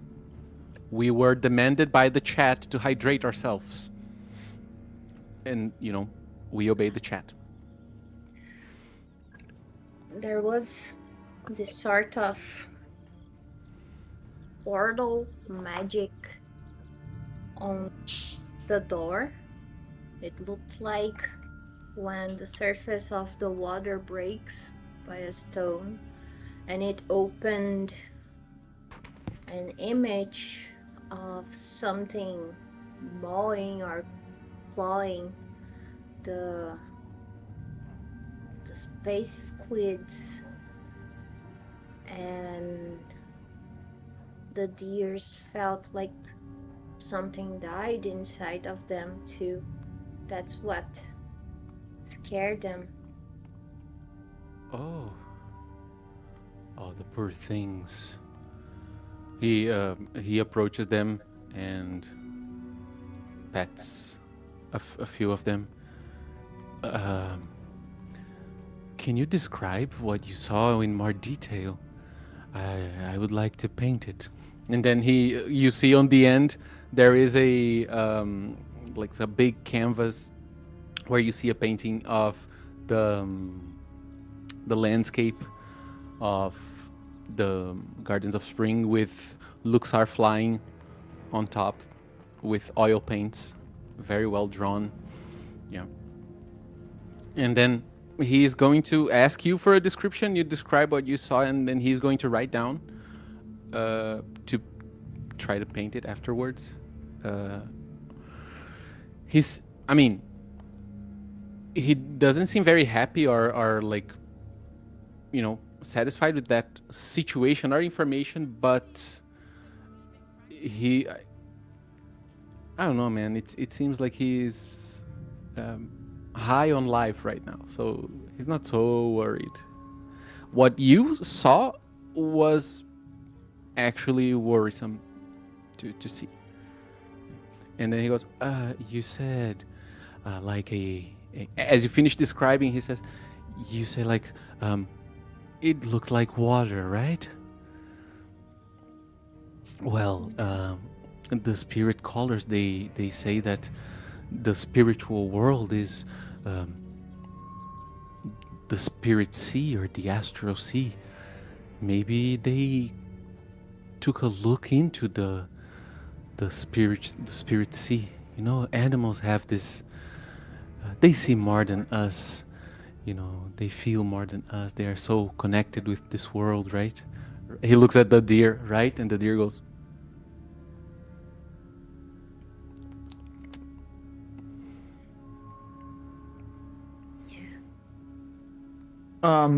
Imani, do you think someone in the order might know what this means?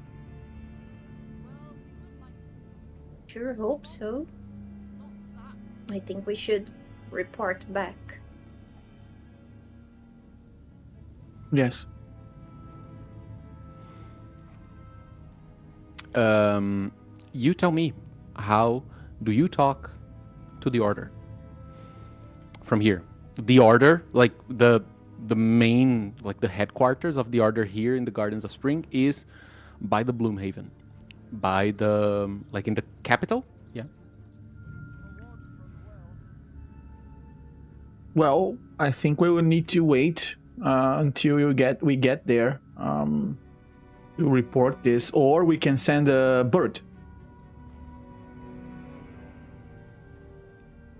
You tell Or me. in the tower, that could be some sort of emergency portal. Or The or emergency not, portal is not to transport us, but a ladder or something like that for fast information, you know. I won't say a telephone. Okay, so we are going to Rick, do we have a dice rolling command in the chat? We do for all dice. So if you put exclamation mark 1d6, 1d8, 1d12, you can roll. Okay, chat, you guys are our luck providers, yes. Before you roll, let me establish what we're gonna have. You're gonna roll a d6 on a 1 or a 2. There's no way to send a message. You have to go to the Bloomhaven to talk to your leaders on the Order of the Hunters. 3 or 4, you can send a bird. The bird is going to take a while to go and come back because, you know, distances. And no, I'll say 1, 2, and 3, you have to go there. 4 or 5, you can send a bird. And on a 6, you will have a some way to magically contact them quickly. Yes. So whoever is available, not you players, write down exclamation 1d6. I think you'd have to add the R, Marina. Just the 1d6. Just. All right, a 3. We gotta go there. You're muted, gotta- Rick. Yeah, we gotta go there, right? Yeah. Yeah, you said 1, 2, 3. Oh, Yeah. yeah, 1, 2, and 3. Yes. Okay, so yeah, you gotta go there. Sorry about that. It's Pat Thiago's fault. If you want to blame someone, blame him. All right. Unless there's something else you would like to do here in the stables, we're moving on. Yep. Go ahead. Okay. So, we move on into a very happy moment of the end of the day. It is what we would call here sundown, or like, you know, the moment of sunset around there. Luxar is flying. You can see him. Where you guys are right now is, let me, hold on. I have to show you guys an image. Of course, because you are on the ground, hold on, of the Festival of Ash and Soot. Ooh, everything bugged. Hold on. Give me a minute. I have to refresh my hub RPG.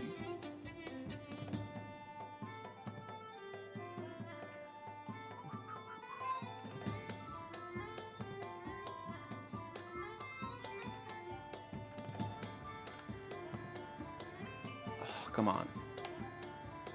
We have more kaiju. I'm sorry, Alex, what you say? You just said we have more kaiju. Yep. Oh, More you giant are on the people. page? Yep, I we see the am. giants. I can't remove the giant people. We this just drop is them to the what bottom I'm of the struggling screen so with. we don't see them. Yeah, hold on. Ramalho, one more thing. So I believe in Hub, if you are Control or Command C, Command Control V to copy and paste stuff, it only appears to you. It does not appear to us. So we can't see the fear tracker. We don't know how many fear you have. Sorry, this sounded too deep. How many fear tokens you have. So So if you want to do that, you will need to create like one for each. You need to create one little, use the image thing, one little box for each fear token. Ah, okay. I okay, had so to do that as well, yeah. Did you see one there? I see only one. You have only one? I think I have two. I counted 3, but yeah, maybe you have 2. I mean, I believe you.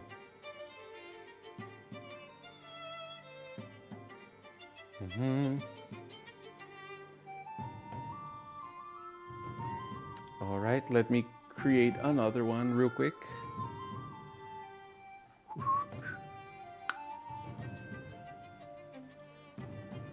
And we're good to go. I can have up to 6, right? It's the maximum, or no? You can have up to 12. Ah, okay, right. But I don't want to be using fear in this moment because this is a moment of happiness and celebration. We are in this open area where kids from the village are running around. They are playing with their fireflies on a rope. There are they have these tiny mushrooms that when they throw on the floor, they go and fireworks that are harmful but are beautiful and bright. And you guys are in here, I suppose. So I want to know from each one of you, starting with Margot, what is one thing that you can do in one of these tents around the festival?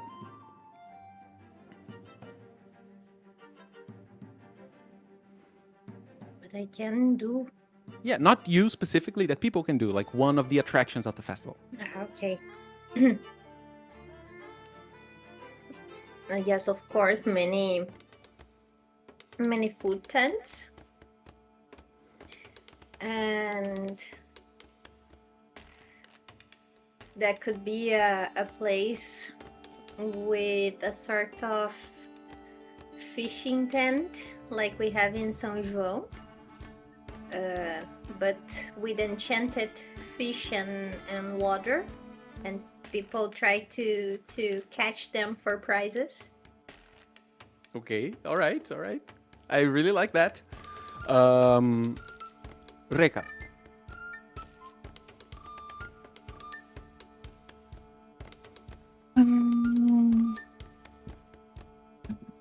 There should be a bar where you can have beers and maybe a place where you can have candies. Oh, yes. And you see that it's funny, the separation where there is a group of adults around the bar, and in contrast, there is a group of kids with the same behavior around the candy tent. It's the same, but for different ages. I love that. Let's go with Alex.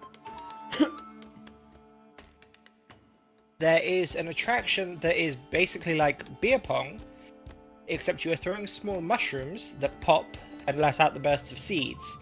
And the way you score is not just getting it into the target cups, but when they pop, it's how many of the seeds land in the surrounding cups. Oh man, this is beer pong too. Yeah, so you've got to work on both your luck and your dexterity.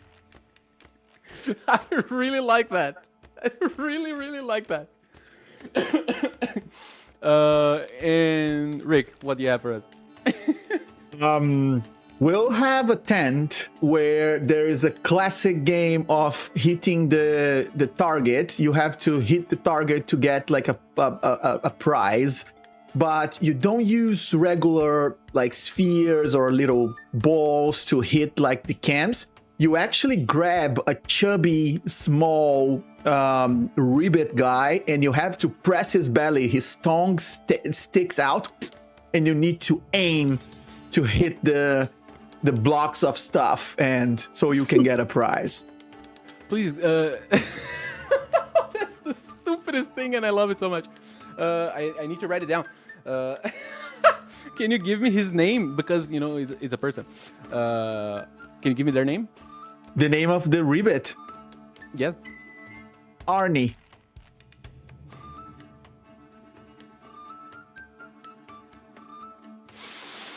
Wait, so a ribbit as in a sentient humanoid creature?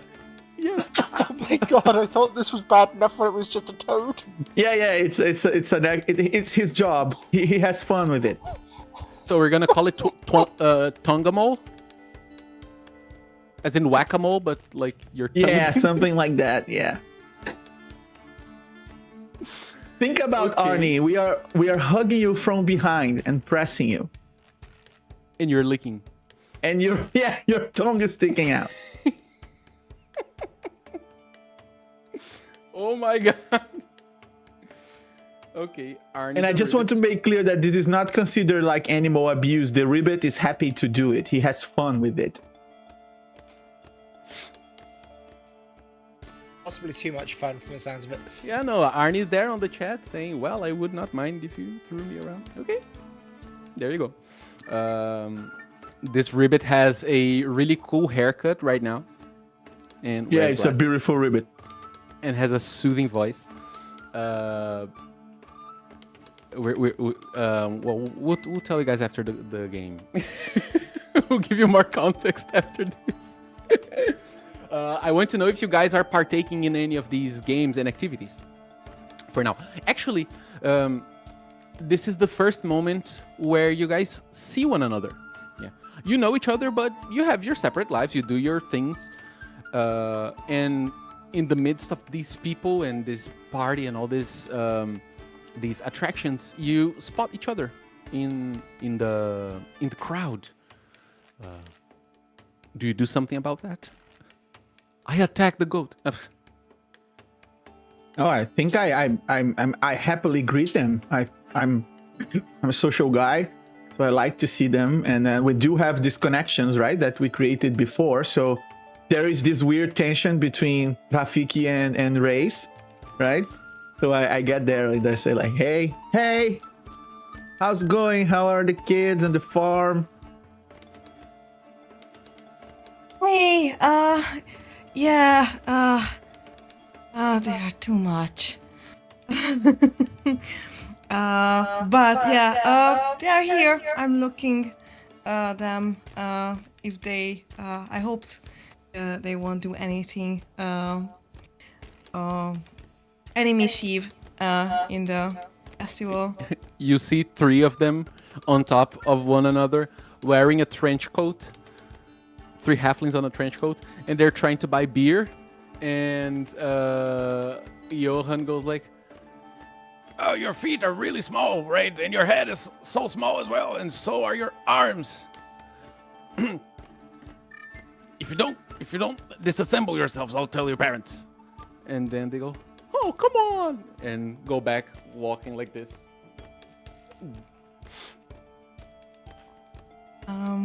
Yeah, I going towards them and saying, did they manage to take the beer? No. Johan's spotted that they were not a full-sized person. Yeah. Then I think I would go to Johan and take a beer. Then go back to the kids and maybe let them to sip just a little sip, you know, to try out and not try another mischief. Oh man, Reka, I would like to say you are hired on Ecos da Taverna for being evil to kids. There is this trend of Rick killing kids in his RPGs. Yes. Fictional kids. That's true. It's They die important that pretty this is a often work in of fiction. here. Whatever you said, Rick, was muted. So if you want to repeat it, or maybe not, it might be worse for you. That's true. They die pretty often in here. I hope I won't kill them with a sip of beer. All right, so I'm gonna do this. I'm gonna roll a d20 here. 15 or higher, they like it. Below 15, they're gonna go. No, I'm making alcoholists. I rolled a 19. The first one that tries goes. Yeah. Oh, that's actually pretty good. Can I have more? He extends his hand like you're holding a mug, like a big mug. Can I have more? It's weird but pretty good.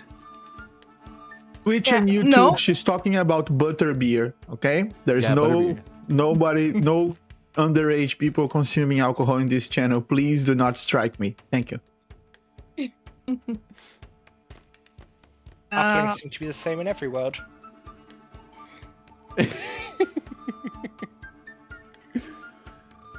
Yeah, I just take away the beer to the part that I can't reach it, and I say no. Oh, that was only a try, and you will get more if you would be older, and or you can buy for yourself. Oh, come on, Aunt Riz. And then they, you see that it's three of them are the two older twins, Joring and Doring, and one of the older, 1 year younger kid called Adelie. They like the three of them put their heads down like this, grumpy face, and they go to the candy tent where they can actually get a like high on sugar. Yeah, you're there with the group. What are the other ones doing?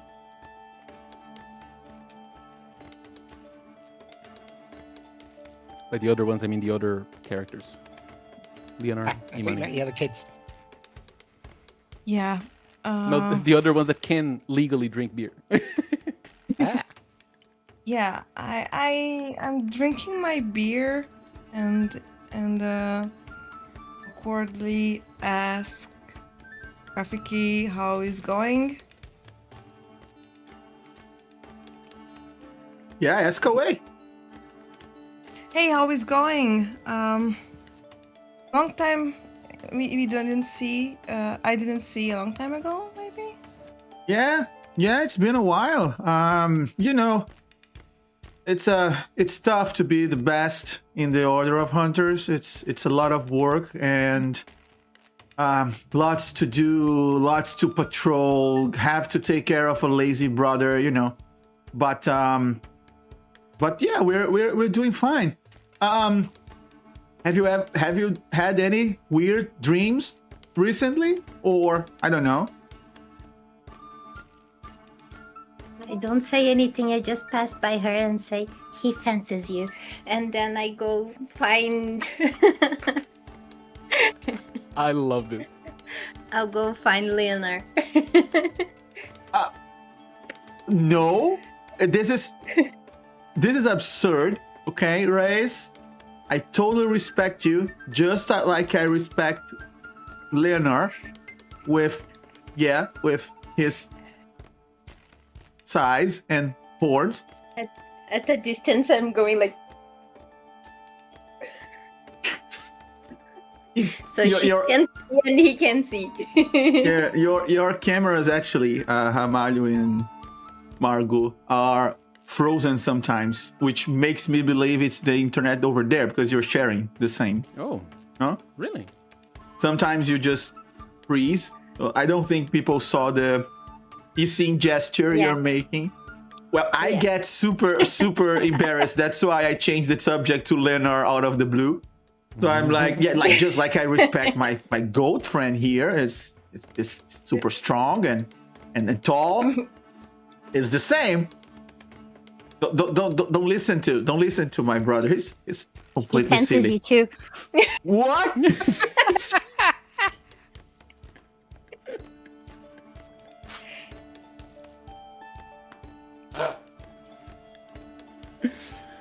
Oh man. Yeah, he has too much time to have a very fluid imagination.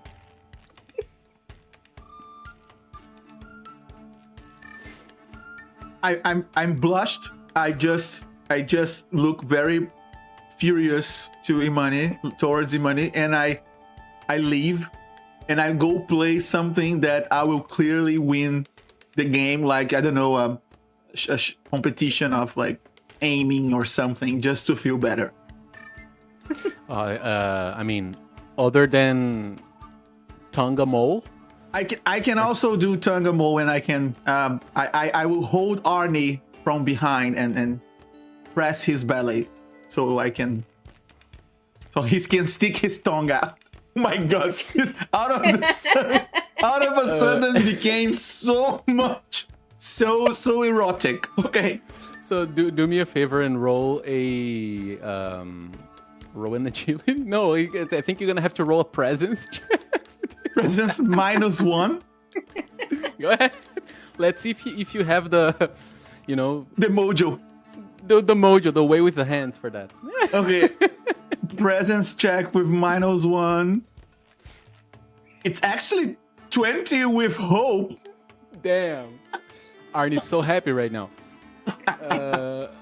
Scored. After you hit the cans and stuff, he goes, "Thank you." Difficulty 5. Arnie's easy. He just posted in the chat. Okay. The prize you get is a little wooden toy of Luxar, Oh, cool. That's great. handcrafted and stuff. Leonard, did you want to do something in that moment where Imani was vexing his brother? Yes, I am currently engaged in a fierce competition of mushroom pong Okay. with Rodney. With Rodney.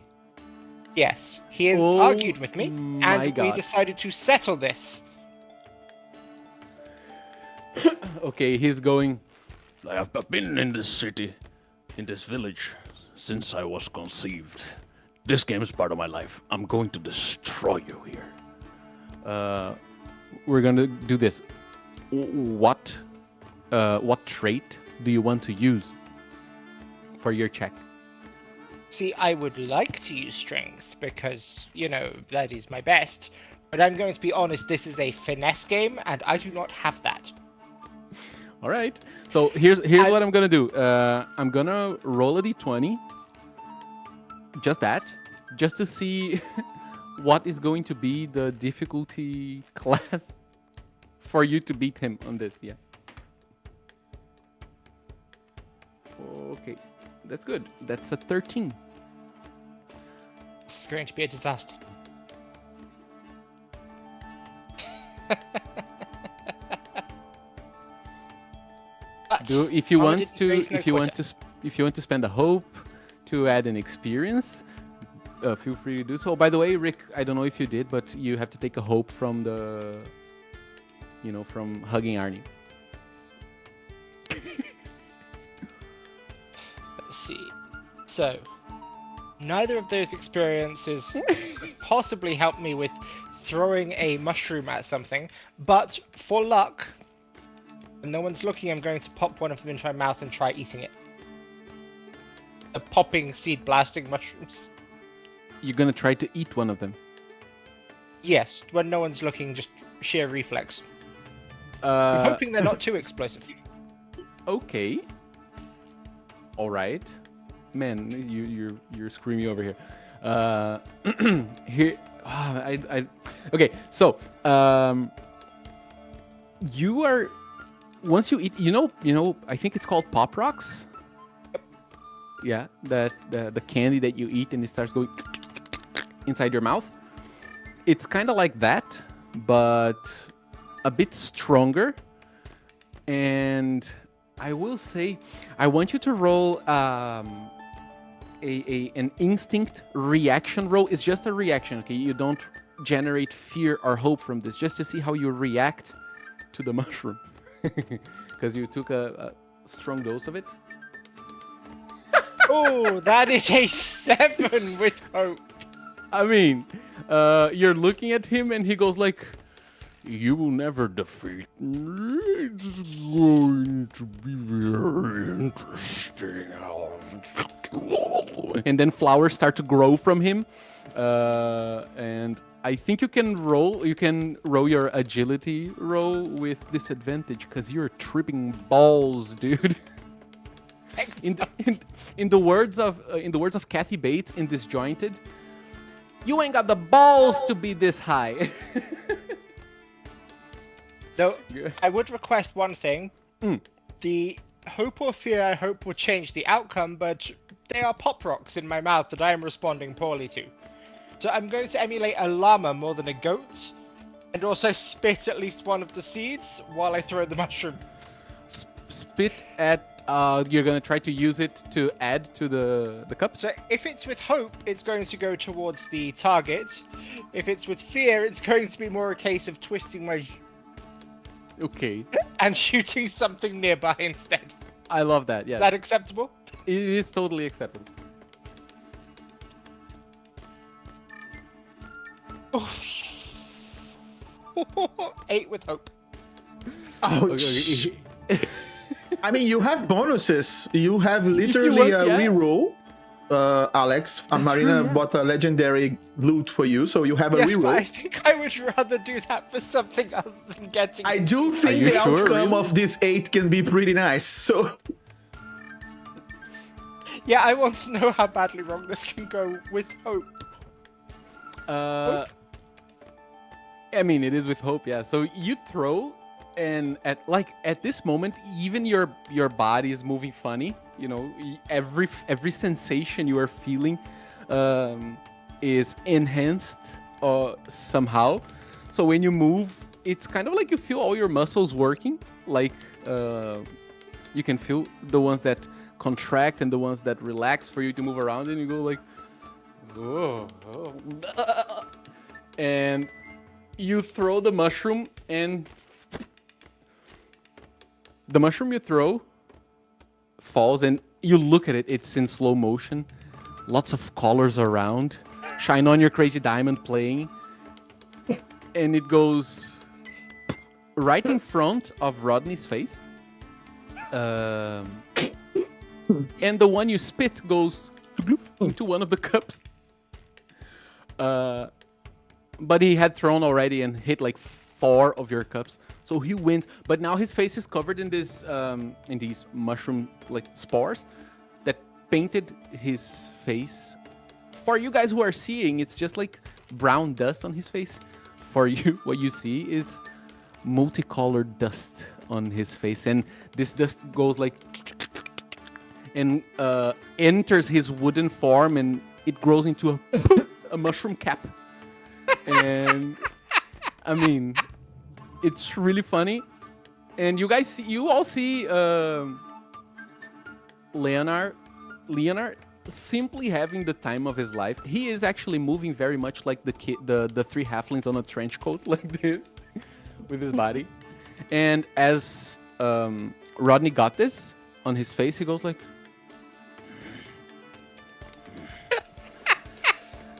and then he flips the table, and he's going to run towards you to try and attack you because he is pissed and, you know, childish angry. bad loser. I'm going to roll an attack against you. No, let him. I'm quite curious. I rolled a 1. Oops. So, since it's there's no critical failure, but I don't like Rodney either. So, can you describe what happens as he misses your tripping ass goat in this moment? Trust, does he miss? Or can he hit just completely impotently? I mean, whatever you prefer, man. Go ahead. Because effectively you have Leonard just weaving around high as a kite. And Rodney, a walking, talking tree, goes to punch him. And there's just a strange rippling effect where it hits his skin. And no matter how hard he's trying to hit, it just sort of bounces off. Which means it just tickles, and Leonard's laughing more. and ends up almost slinging an arm around Rodney's shoulders and laughing, which I'm hoping infuriates him more. Oh yeah, no, As far as Leonard is concerned, this means we are getting closer to being friends. He is making a joke. This is the funniest thing he could do. I'm glad that he is such a good sport about this. yeah. The first time he hits and it doesn't hurt, his angry face goes into a bit more scared, and then he tries the second one, and he gets really scared, and you're holding him by the shoulders, and laughing and everything, and he seems kind of terrified until you go and you vomit. let me just. Okay, I rolled a 9, so he manages just to escape a little bit as you cover one of his sides in that, and he is a bit in shock, and you let him go, and he starts walking out of the camp, kind of not knowing what happened. You guys hear a laughter of a dwarf. His token is here. I'm going to increase it just for you guys to see. The captain of the guard, Alastor. He is the official captain of the guard, and he's going. Well, he had it coming for a while already. That fucking dork. You didn't have to vomit on him. But that was pretty good. Pro tip. Do not eat these. It tastes like ass. As this is happening, and Rodney is leaving, there is this on the guys. I hate to say that, but this land is kind of flat. Maybe you don't know because you haven't been. Nobody has ever been beyond this region on the Sea of Needles, but you can see very far in the horizon, much more than we regularly would. So in the distance, you can see the Ember Seed, the volcano on the summer peaks. It's already starting to release its cloud of smoke that is going to turn the day into basically night for a few days. And you can see a gulf of smoke popping out, and you know that in a few minutes you're going to feel the eruption happening, and everybody kind of stops and gets ready for Luxar's song. And then it comes this and you all feel this familiar sensation. You've been here before. You've done this more often than not. And you wait for Luxar's song. You can see him in the sky. And then the light starts to dim. Luxar turns upside down. Everything gets dark. And a minute goes by. 2, 5, and people start chattering. And Luxar doesn't sing. 10 minutes and he makes no sound. It's half an hour and everybody's actually quite nervous, and there is absolutely no sound whatsoever. As you see him going and disappearing into the endless void above you. All you can see now is the umber squids flying around. Some kids they run to their parents and they start crying. People are nervous and scared. And I'm going to spend my 3 hope for this. I'm just gonna remove them from the Your from the fears. map here. Your fears. Sorry, I am a hopeful person. Okay. No, but I just want to say that, like the kids, I'm also nervous and I run to Imani. So I stop what I'm doing and I run to him and I get closer to him. I really wanted you to jump on his lap, Scooby-Doo style. Not yet, but I do run like closer to him and stay like kind of nervous next to him. Yeah. You've heard of stories of Luxar showing his back before the moment, you know? But those are stories. You've never seen this happening, actually, with your eyes. Most of these people haven't. And you start hearing from the woods.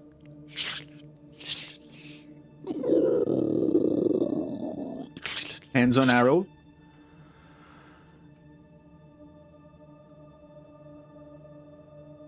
There's a moment of silence where nothing makes sound. Not even like the insects. Let me remove the sounds of things. And in one of the booths that is closer to the woods, you hear someone going, "Ah!" and being dragged inside the forest. And from the trees, you see a bunch of, they look like tiny primates that are, they're not simia, they are tiny humanoid creatures like this, you know, imagine like a marmoset. But their heads are a flower, a carnivorous flower, and they start jumping towards the people in the festival. But that's not the worst. You see that as this happens, the guards start to act, and Alastor and his son, and you see even this orcish woman that is Durga, the blacksmith. They start fighting off these things. They are small, they die with a single hit, but they are numerous. What is worse is this, as you see this huge predator, feline looking, jump from one of the bushes. One of the, sorry, what? One of the bushes or trees. Yeah, from one of the trees, around, let me say around here. I'm gonna place him here, and I'll just increase the token, make it bigger so you can see it. You know what this is? Yeah, it's a common danger in the woods. This is called the thorn maw, and it jumps on top of one of the salespeople there and starts clawing at it. I mean, as in Daggerheart, there's no initiative. You guys can all act. We are now actively about to fight. Go ahead. Let me just change this battle music. That is not really what I'm looking for. Go ahead. One. I want one. They look pretty, right? They're adorable. And I love They them. are. And I want one as a pet in real life. Yeah. So- So you hear the of people running away and swords being drawn, and the little monkey carnivorous plants being torn into pieces. You guys can act. Remember, there is no initiative. The spotlight is with you because I used my fears to bring enemies to the situation. I am out of fears right now. Go ahead. Whoever wants to act. You want to go first? I have a Alex? question. Oh, go. So, in the equipment and things, I'm assuming I'm not walking around with a huge tower shield and axe for a festival. I suppose you don't have it with you, but if you want to say that it is by the bar with Johan, totally okay. But I was going to say the Warhammer makes sense for me to have because I could have been using it to help nail in tent pegs and things. So if I can quickly switch out my stats, I'll do that just now. No problem at all. Is it okay for you to do it? Like, can you do it easily? Yep. Okay. But I'm happy to let someone else who has more expertise with the local area go first, and I can follow up. Who wants to go? Okay, while we are on far range, I will. Let me just say something. Pé Thiago, fuck you. Continue.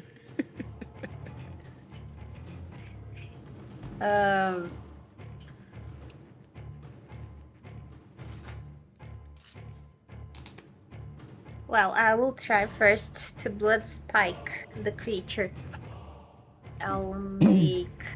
I'll cast roll against it and see what happens next. Mm-hmm.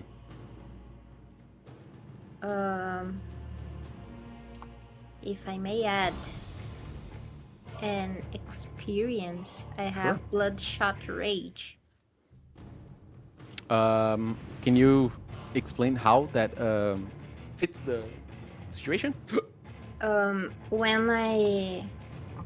When I see an attack like that, like innocent people being targeted, my brother in danger, the people I care in danger, I get bloodshot, and it makes me focus more on what I'm doing.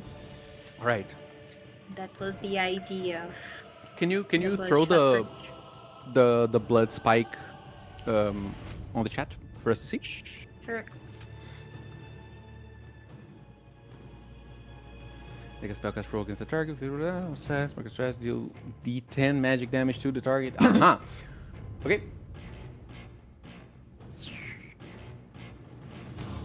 That is great. How much is it? 23 total. With fear. All right, I gain a fear, but you managed to hit. Yes, my ape friend. Can I do something combating? Yeah, sure. When I roll with a fear, I can mark 2 stress to change it to a hope roll. Okay, I accept that. It's completely okay. So now, it's an attack with hope. Yes, 23 Yes. with hope. It will absolutely hit. okay. Roll your damage. It's gonna be a D10. You have 1 proficiency, right? Mm-hmm. Okay. A 7. All right. So it's 1 above his minor damage threshold. He marks 2 hit points. And he has to mark a stress Oh. because I rolled with hope. Ah, true. Yeah. So he marks a stress. Okay. How does that attack look like? Or what does that attack look like? Well, since he's too far from me right now, I see the other small creatures around, and I see people are taking them down, and I see that one causing more problem. I have my sword on the things you keep swords in. I forgot the name. Scabbard, sheath. That, and I just pull it out a bit. It is glowing red. I cut my finger a little more, and I move my hand back, and when it goes frontward, it is like a dart that goes in the animal's direction. Right, Of that's blood. actually fucking cool. As the dart flies towards the thorn maw that was on top of a vendor there, it hits and it goes. Looks at you. That was your turn. Is there anything else you want to do? The spotlight is still with you guys. Rick had his hand up, Yeah. his monkey finger up. Go ahead. Yeah. So it's beautiful because as my brother focus, I also focus, and I'm gonna use the ranger focus skill, which that I put there in the chat, which is I spend the hope and I make an attack, and I make a target my focus until the feature ends, or I make a different focus. I gain the following benefits. I know precisely the direction they are, and when I deal damage, they also mark a stress. If I fail an attack, I can end the focus and re-roll the attack. So spending hope here and attacking him, the boss, with my bow.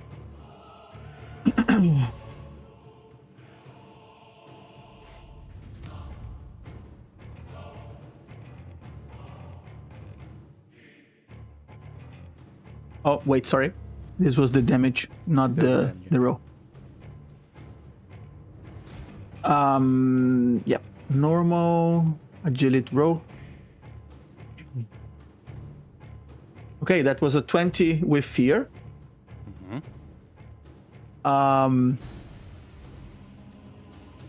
Okay, now the damage.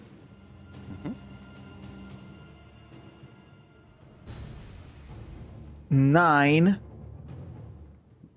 9. And 9, yes. And when you make a damage roll, you can mark a stress to increase your proficiency. So I roll another dice, another damage dice. So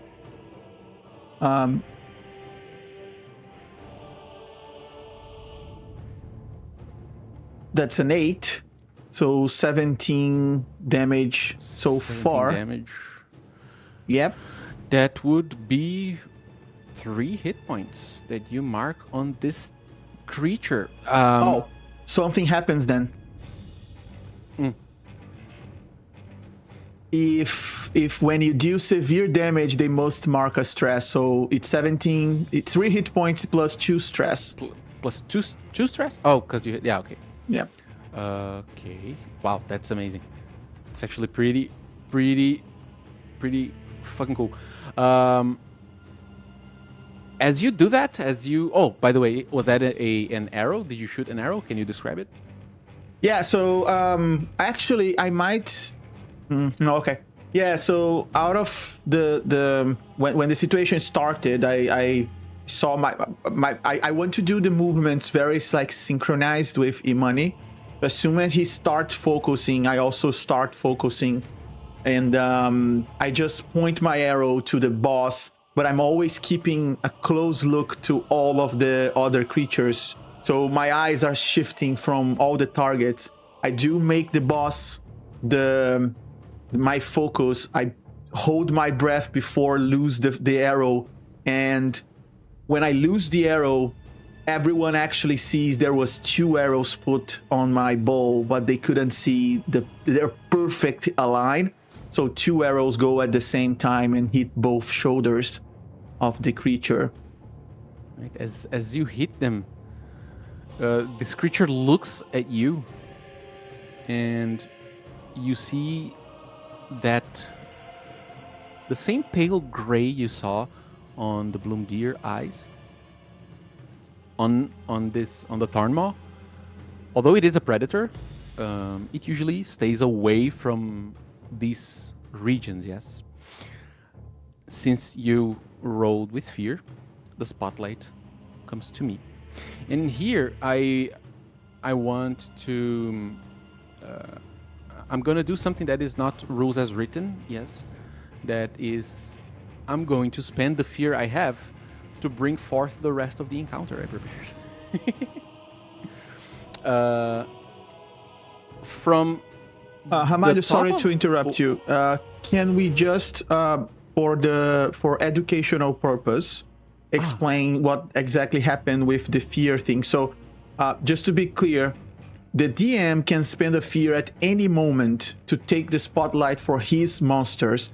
But the way you said, like, I rolled with fear, that's why you took it can sound weird because the spotlight automatically goes to the DM if we miss.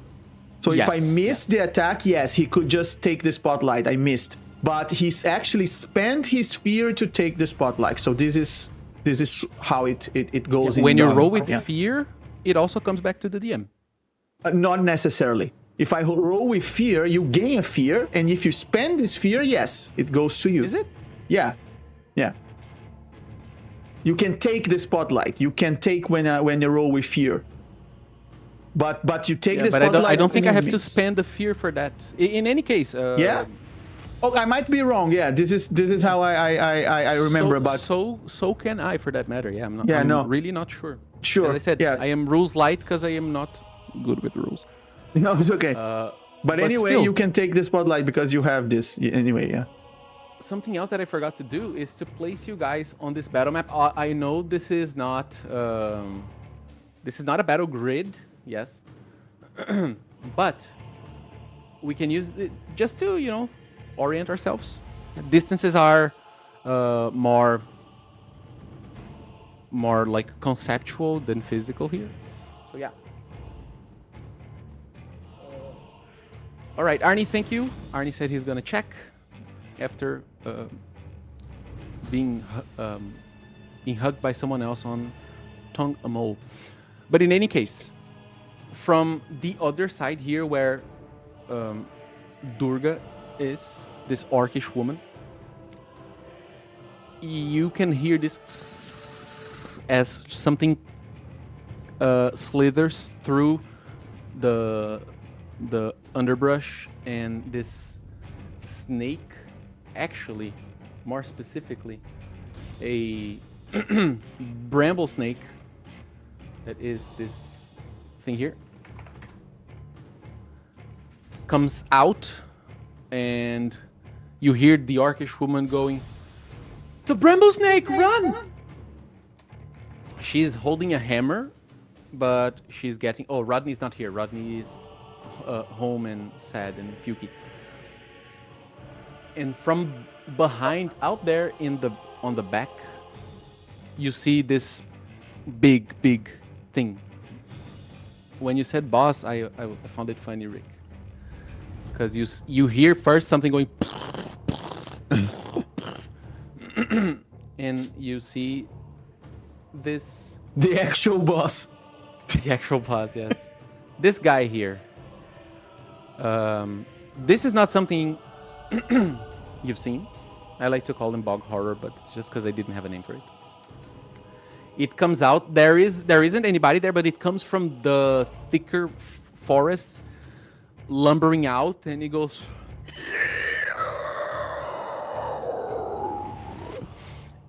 And that was the spotlight. You guys are back at it to do whatever you want. Oh, by the way, I'm just gonna move these guys here, yeah, because the guard is going to the guard and his son Alastor and Avalor are gonna run towards the bramble snake. They are being useful here, yes. Go ahead. So Reka and Alex didn't have a turn. If you want to start on this spotlight, you guys can go. Oh, and drink water. Sure. If it's been about half an hour since the mushroom incident, am I less high so I can function normally? Oh yeah, no. After you vomited, you got your shit together. Okay. And how close is the bog horror in distances? The bog horror is very far. The thorn maw and the bramble snake, they are far. Yeah, I think you can move up to far, if I'm not mistaken. Okay, and is it basically anything that is... So if I moved from very close to close... I'm trying to work out how distances work, because for example, I have complete leap. So I can move within close range. You can move to anywhere within close range with your leap? Yep. Okay, do you remember, Rick, the standard movement distance? Yeah, it's so it's melee. It's 5 feet. So 1 square. It would be like that. Not the distance from blocks. Like how much can you move on when the spotlight is on you in one round? There is no rule for that. Like if, for example, Reka's night shadow step. If you have an ability that makes you go very far, you just go. No, You mean are you normally saying- like walk? Okay. You can go very far. If you want to go to a far distance, you need to do an agility. An agility roll, Yeah. So for this, Okay. if you want, you can do an agility roll to get to either the bramble snake or the thorn maw, because they are within kind of the same distance from you. My question is more: if I move to a close distance, how far does that leave the bog horror from me? Oh, the bog. If you want to use your caprine leap. So if I were to move from here to close, and it's very far, what's the result? I think you'd be close then. You'd be just far. Because you reduce one category. Oh no, it's right. It's melee, very close, close, far, and very far. Correct. So you're very far. Enough for me? You would move 2 categories with your caprine leap. I think I will say that you would be close for this. Yeah.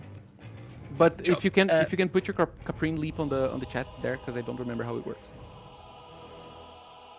I will do as soon as I remember where I left it. If not, I can try and find it here. Let's see. Oh, there.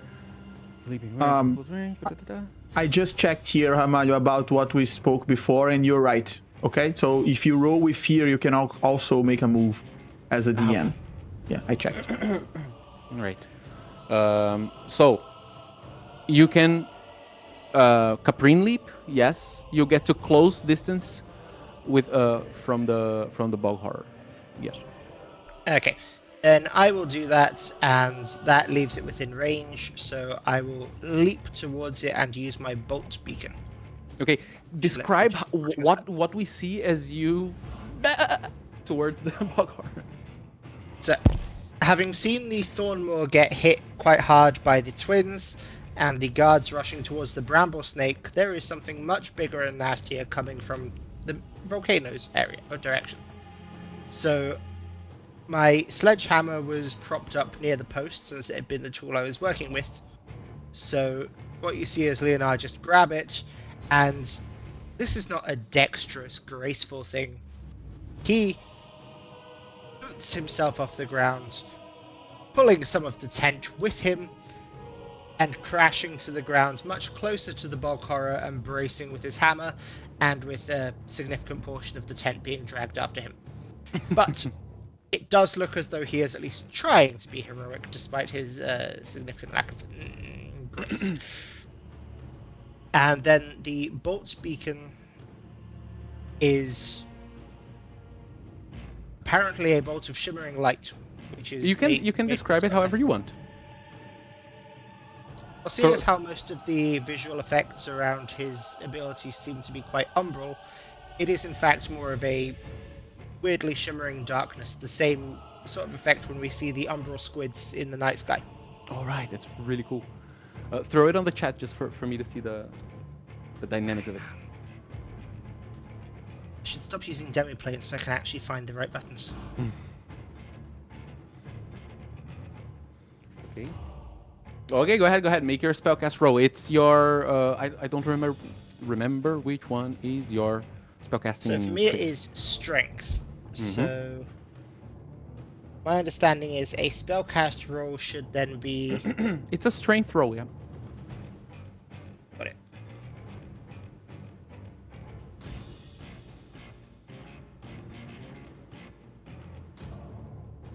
And no disadvantage this time. No, you're cool. Especially because instincts kick in, adrenaline rushes.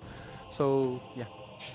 Would got your Magic sobriety. Technical Mystery Hunter be applicable for strange creatures bursting out of the forest to attack us? Your experience? Yes. And Just don't do that hand gesture. Do this one. Tell you later. Don't worry. Okay, I was wondering if I had made a cultural faux pas. No, So, nothing bad. Chill. then I will burn one hope and add 2 to that. And hit the button. Are you? Let me check here. A 12 hits. You can roll your Does? damage. Yes. It's a And you very gotta- big creature. And you gain a hope. And yeah, you gain a hope. That's true. I forgot to put it on 2 because it's a big one. Wrong button. Big boy. So It's Alex, if you at have your weapon in the hub, you can also click the little die next to the primary name. If you have to have your proficiency set to 1 and any bonus that your weapon if you put this there. It's not my weapon though. It's a spell effect. Oh yeah, it's So a it's bolt beacon. at R. Yeah. That's okay.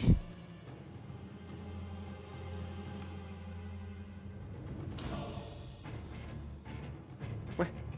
Didn't roll? It said it rolled and it did not answer. Can I just hit the press button? Yeah, you can click the die. No problem. Yes. Is it 6? Excellent. 8 damage. Okay. Let me check Because here. of the +2. 8 is his sorry guys, his major damage, so he takes 2. Wow, that's And actually I quite a will lot. bleat angrily. And does it oh, the target is temporarily vulnerable, so any attack against him have a d6 added to the roll because it is an advantage. The spotlight is still with you guys because it was a roll with hope. I think Reika didn't go yet. You wanna go?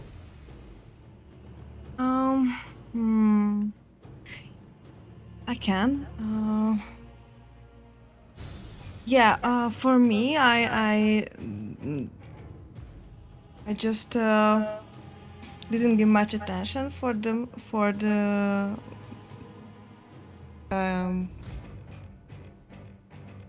not a newcomer, sorry. I'm trying to find the word in English. For the bog horror or torment or bramble snake, because I'm looking around for the kids. Great. They are here. Yeah. They were playing with Kika, which is a Qatari kid. She is the daughter of the hearth keeper, the mayor Zarya, and her wife. Oh, yeah, you see them. They are within like far distance from you. Yeah. I think I'm going to them and wanna protect them, or at least to know if they are in a safe place. As much I feeling overwhelmed with them, sometimes I have this genuine feeling to protect them. Yeah.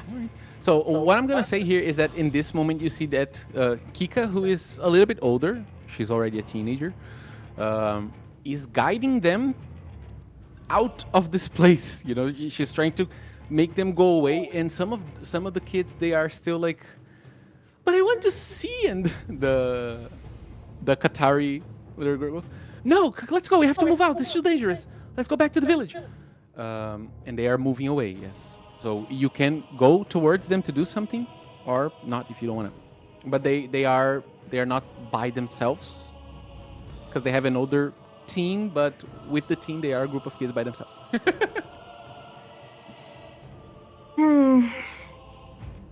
Okay, in that case, I see they are going to a safe place, or they are safe. I want to that chance. The bog horror is. From you, he is within very far distance. I know it seems like it's close, but he is in the back, so he's very far. And you just saw Leonard going like a jet flying through the sky and arriving towards him. He used a magic of him, and now there is this like a stain of dark bright energy, if that is something, glowing on the bog horror. Yeah. I just want to But he's- say, he's very far Reka, from me. that for you, being in a far distance means nothing. Yes, I'm plan to use the shadow stepper. Wait, okay. I just want to point something out. Luxar turned his back on you guys. There are lights, but oh so much shadow. So you can get to him. You have to mark a stress rate. Yes, okay. Be my guest. You can move basically anywhere in this thing with far range. So I would say that to get to him you would run and then use the ability. Okay, I am marking a stress. Sorry, a little bit slow. Yeah. And I plan to. I don't know if he has a shadow behind him. Yeah. I plan to come up that shadow, and I have a dagger. And I, as I'm jumping out from the shadow behind him, maybe I can reach. Yes, maybe I can reach his head, kinda, and taste his neck with my daggers. All right. So it's like you run, and as you touch a shadow, zoof, and Leonard, you see something popping from the ground behind the bog horror. Reka, here's the thing: you are cloaked, which means you have. Is it advantage on the attack or what? Not advantage, but the sneak attack. You get the sneak attack, but you have advantage because the target is vulnerable. Yes. So you roll your attack.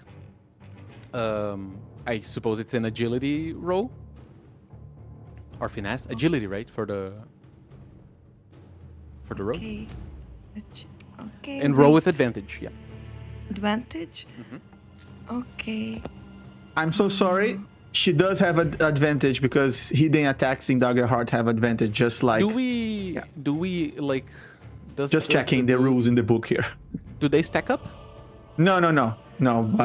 But while hidden, you have advantage on your attacks. Yeah. And the sneak attack. Also, Reka, I'm so sorry. I don't want to steal your thunder, but check the daggers, because you said I have a dagger, but you actually have 2 daggers.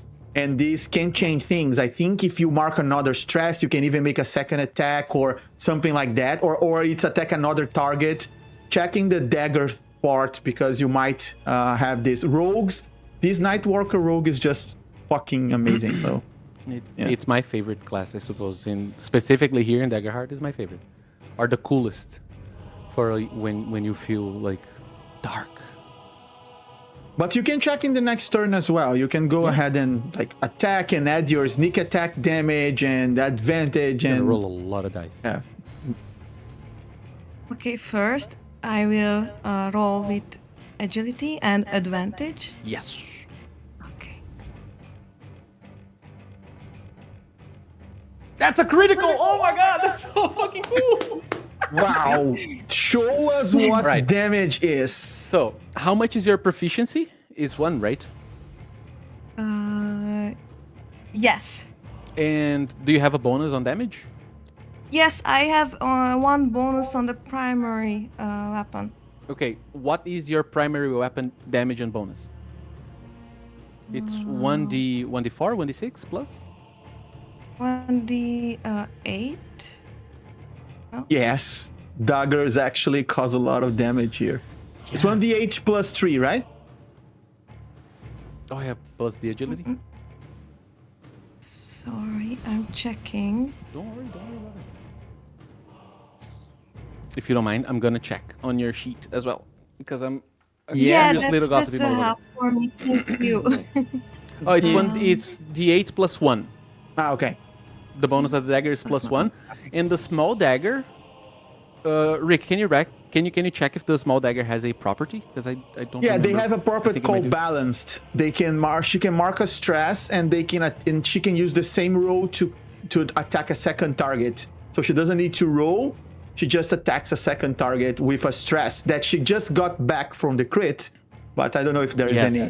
Yeah. Yeah. So look, you gain a hope, you clear a stress because you had a crit. If you want to use that stress, and this is gonna be just because it's gonna be fucking cool, you can do a crit with both of your weapons, so the damage is gonna be even higher. This is ridiculous. Rogues are the worst and the best. Do you want to do it? Yes, sure. Okay, so the crit is gonna be a 16 because 8 and 8, 16.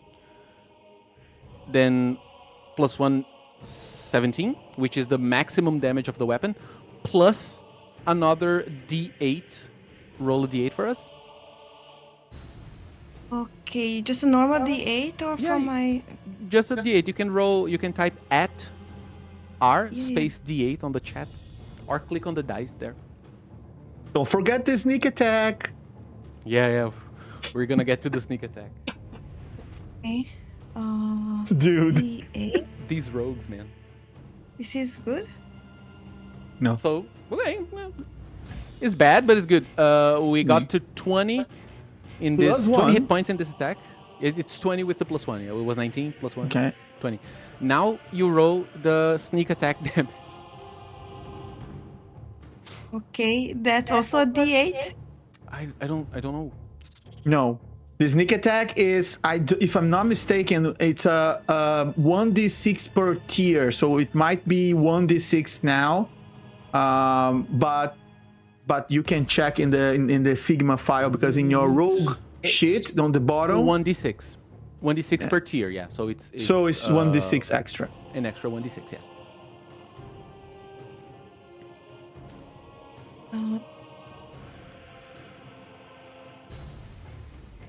All right, 22 points of damage. That is amazing.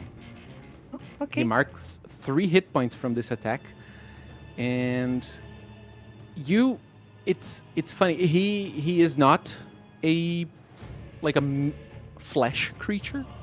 It's just an amalgamation of soil and roots and vines and leaves. As you stab it, I mean, you have to describe how you stab it because it's a crit. Be fucking badass. Okay, I stab in his neck with one of my dagger, and maybe I try to stab the other in his eye. You do that, and it's the head and the structure goes like, and it loses the form of a head, but the body is still active and moving. You are, I suppose you had to climb it to stab him, and then jump back, and the body is going because there's no head anymore. That was great. The spotlight is still with you guys.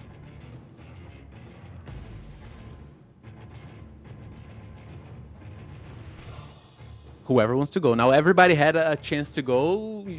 It's free for all. I mean, I'm happy to double down on the big baddie. Go for it, yes. Okay. Yep. Then a second Caprine leap should apparently is far, right? But at this distance, you can just run to him as your basic movement. Okay. Then I will charge towards him, and I will swing my big ass hammer. I thought you were Very gonna swing your big ass. I No, you wasn't said I complaining. couldn't do the Caprine leap, so I'm not able to just slam my ass into him. Okay, so I am going to go for the Warhammer. Oh, you have to That's make damage, the... that's- That's the damage, yeah. You have to make the strength what I check meant to first. roll. The strength roll first. Ah, sorry. And he's still vulnerable because I haven't spent a fear, so you roll with advantage. Boom, boom.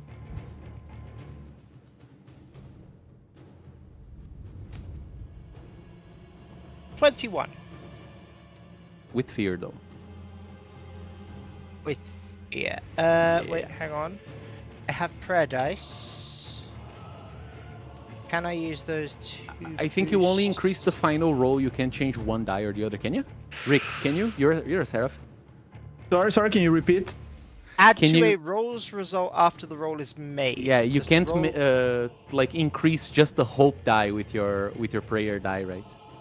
No. I think you can increase the final. I think you can increase the final result. You can reduce the damage, and you can gain hope with this. But your attack is gonna hit anyway, Alex. It's just the spotlight's gonna Yeah, I'm come just to trying me. to and I work get out if fear. there was any way I could avoid the fear, but unfortunately not. The Alright, guys. spotlight's gonna go into if you want, Amalio. Just want to remember, you don't need to be this person. If you want to. I haven't played in 5 seconds. I wanna go. I'm hoping I hit him in the face with the hammer. Do you want to use that damage, the 12? Yes, please. No, sure. Okie dokie. That is gonna be 2 damage. You're not gonna hit him in the face because he no longer has a face. You just saw the shadow popping behind him and 2 pink hands smashing the head into a mush of formless bramble. But the body's still going. Yes. And he marks 2 hit points. The form of this thing is completely non-humanoid anymore, but it's still moving. Yes. He is like almost there. No, he was 2, so he is, yeah. Mechanically speaking, he has only 1 hit point left. But the spotlight is mine. Rick, correct me if I'm wrong. On my spotlight, I can do all the baddies' regular actions, or just one of them. You can make a move. So there are some moves that requires fear to spend, but it says in the rules you can make a move. I don't know if you can go all move. of them. Yeah. Okay, no problem. I'm gonna I just got to hope. Yeah.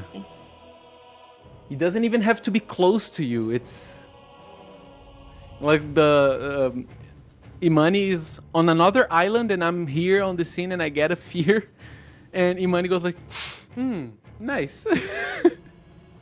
Okay. I think at this point it's gonna be the bog horror because it's the most, involved here. He's going to stomp the land.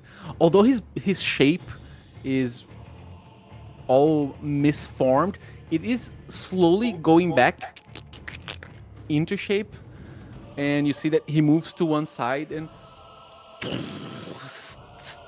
stomps very hardly on the floor. It shakes a little bit, and I want the 2 of you, Riz and Leonar, to make a... Hold on. Oh, you don't have to make anything. You are both thrown back. Let me spend my fear here. To far range. Yeah. And you have to mark a stress. There is no rolls, no reaction or anything. Yeah. That was... Oh no, how stressful. Yeah, you feel as he stomps the ground, he makes a shockwave that throws you to far range. That is his action. That is my spotlight, and it goes back to you. Because I have very little fear. Okay, if I may.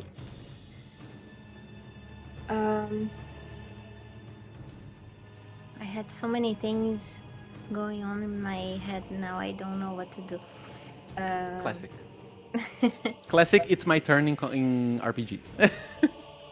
Okay, I will do the Crimson Rite. So I will enchant my strikes with bloodthirsty power at the cost of my vitality. I'll mark a hit point to enchant my sword, my long sword.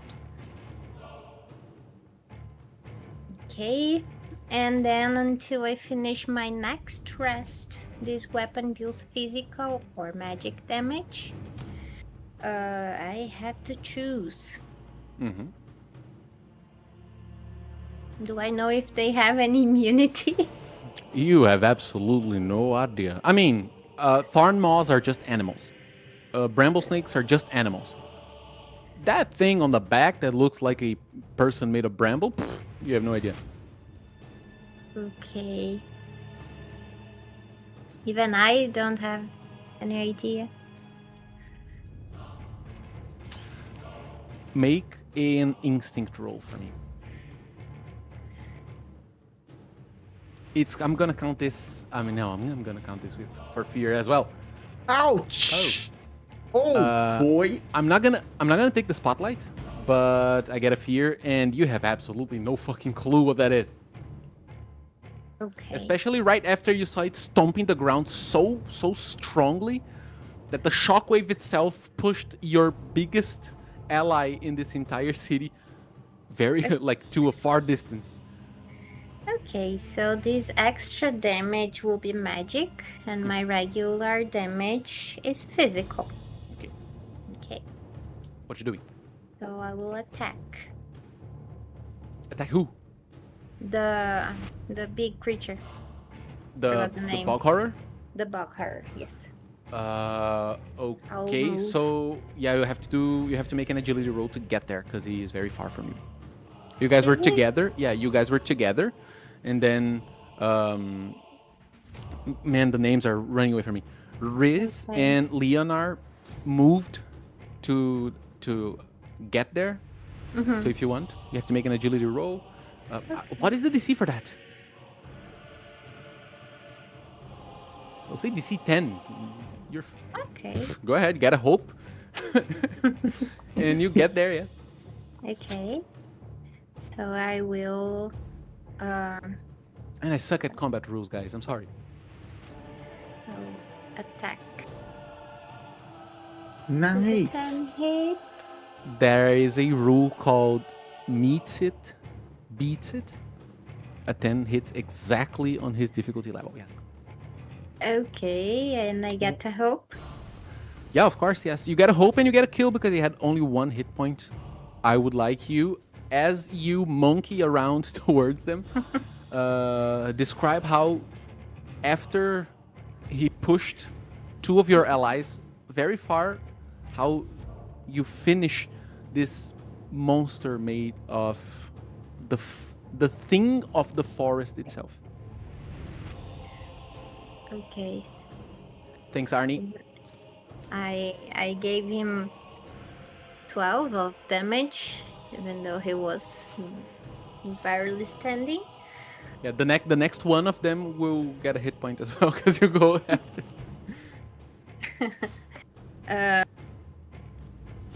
Well, I hurt myself a bit Today? worse to activate this ability, and it is on for the rest of the day. With the Crimson Rite, I would say I have some sort of rune on my arm that I have to retrace with a small knife to have it bleeding. And my weapon gets that bright. It usually has a dim light. It gets brighter, almost like a lightsaber.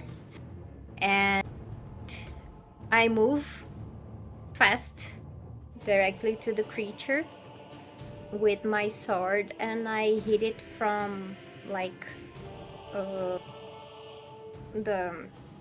waist up, because I'm not very tall.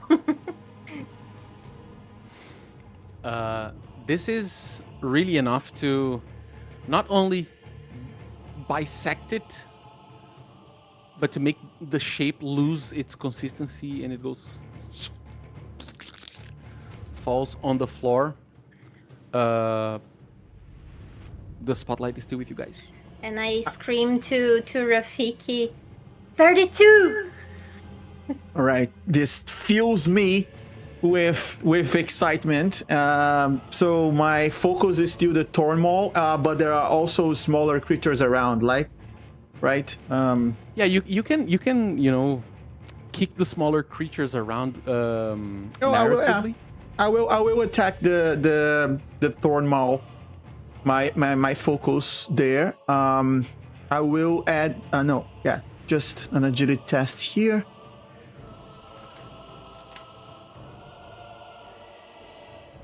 8 with hope, but I want to use my extra d6 that Marcelo gave me on the chat. Unless 8 hits. No, it doesn't hit. Okay, so I will use my extra d6. But I got a hope. Oh my god. 9 hits. 9 does not hit. You get a hope, but yeah. your arrow, I suppose you're shooting an arrow, right? I'm shooting an arrow, yes. Yeah. You release it, and it hits on a tree behind it. It since it was mid movement from being hit, it just ducks down a little bit, and it's preparing to pounce. The spotlight is still with you guys.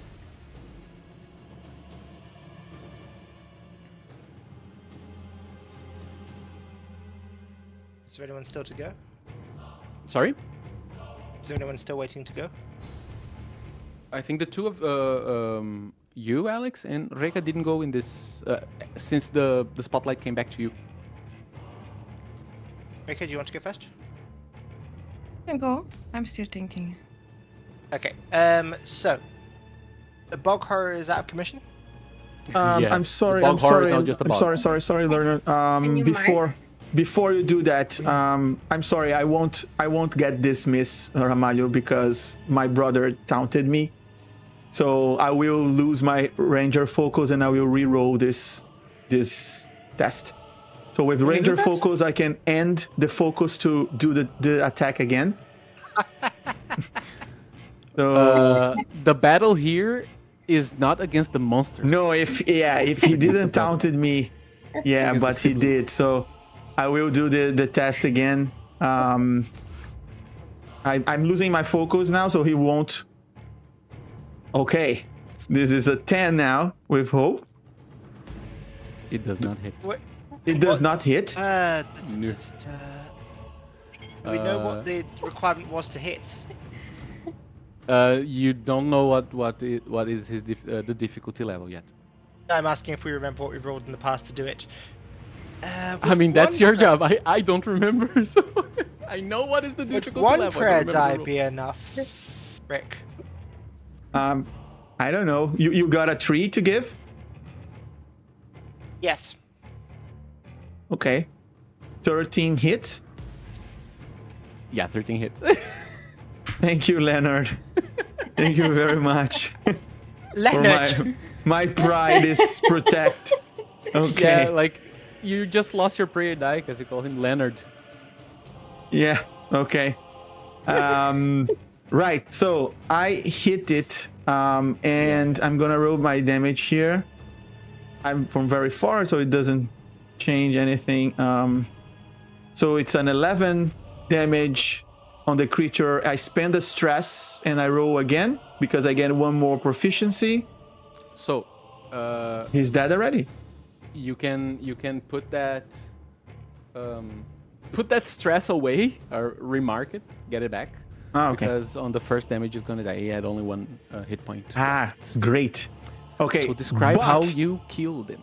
No. It is very important. I shoot arrows and I miss first because and I see Imani's little smirk when I miss, and then I will shoot it near, like the arrow is gonna miss again when Leonard does something that the arrow just lights up and hits the target. He just gives this extra help, to which I nod to him proudly, like I thank him from afar. Once you said the little guys are minions, right? Yes. Okay, so I will spend 3 hope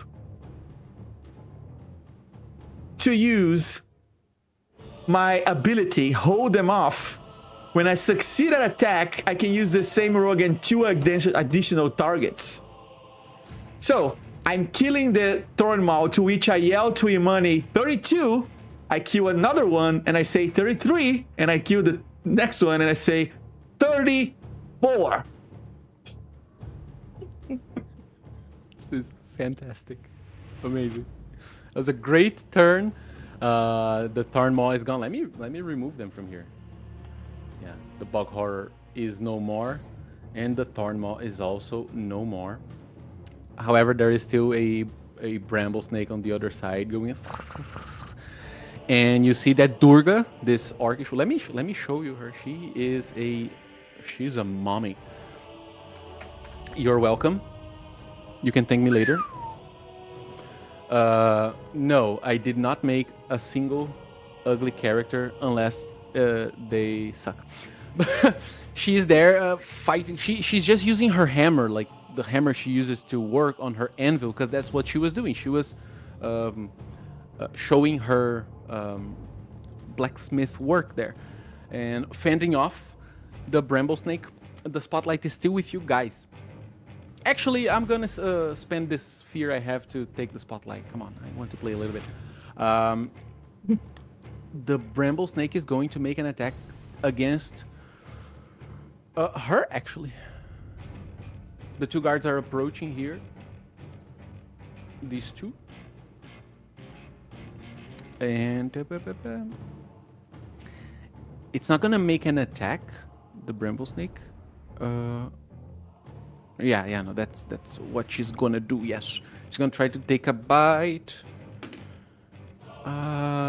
12. It will hit, and it's a D8 plus 2. 3 points of damage. You see that the bramble snake moves like this, and Durga is with her like a big hammer, and it goes with a quick bite attack, bites her in her big, massive, beautiful shoulder. And these 2 dots or 2 holes now start gushing out blood, and the 2 dwarves are running towards them. That was my spotlight. You guys are free to do whatever you want to save the people.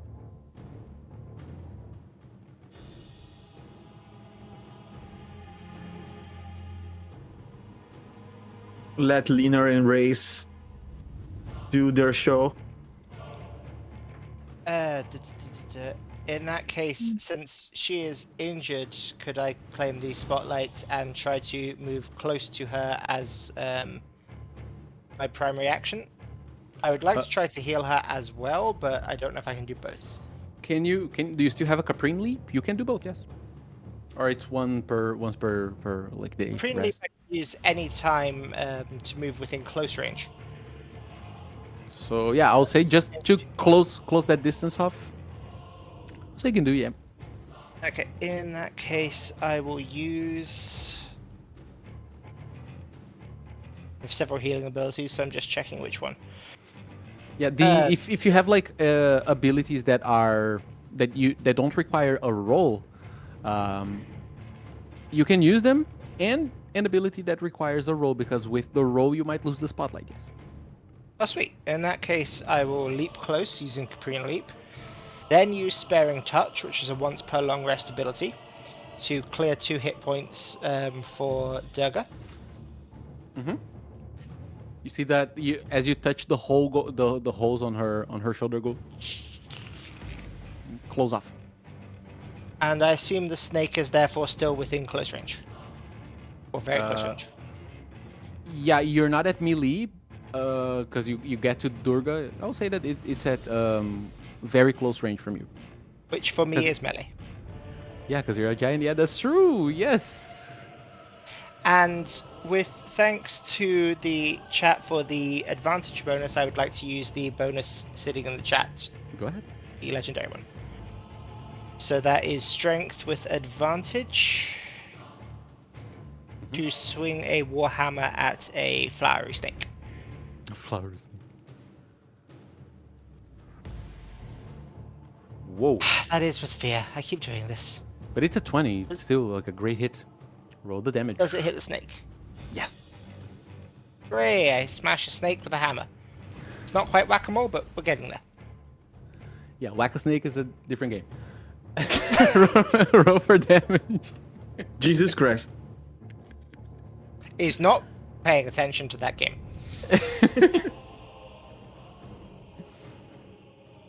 Are you kidding me?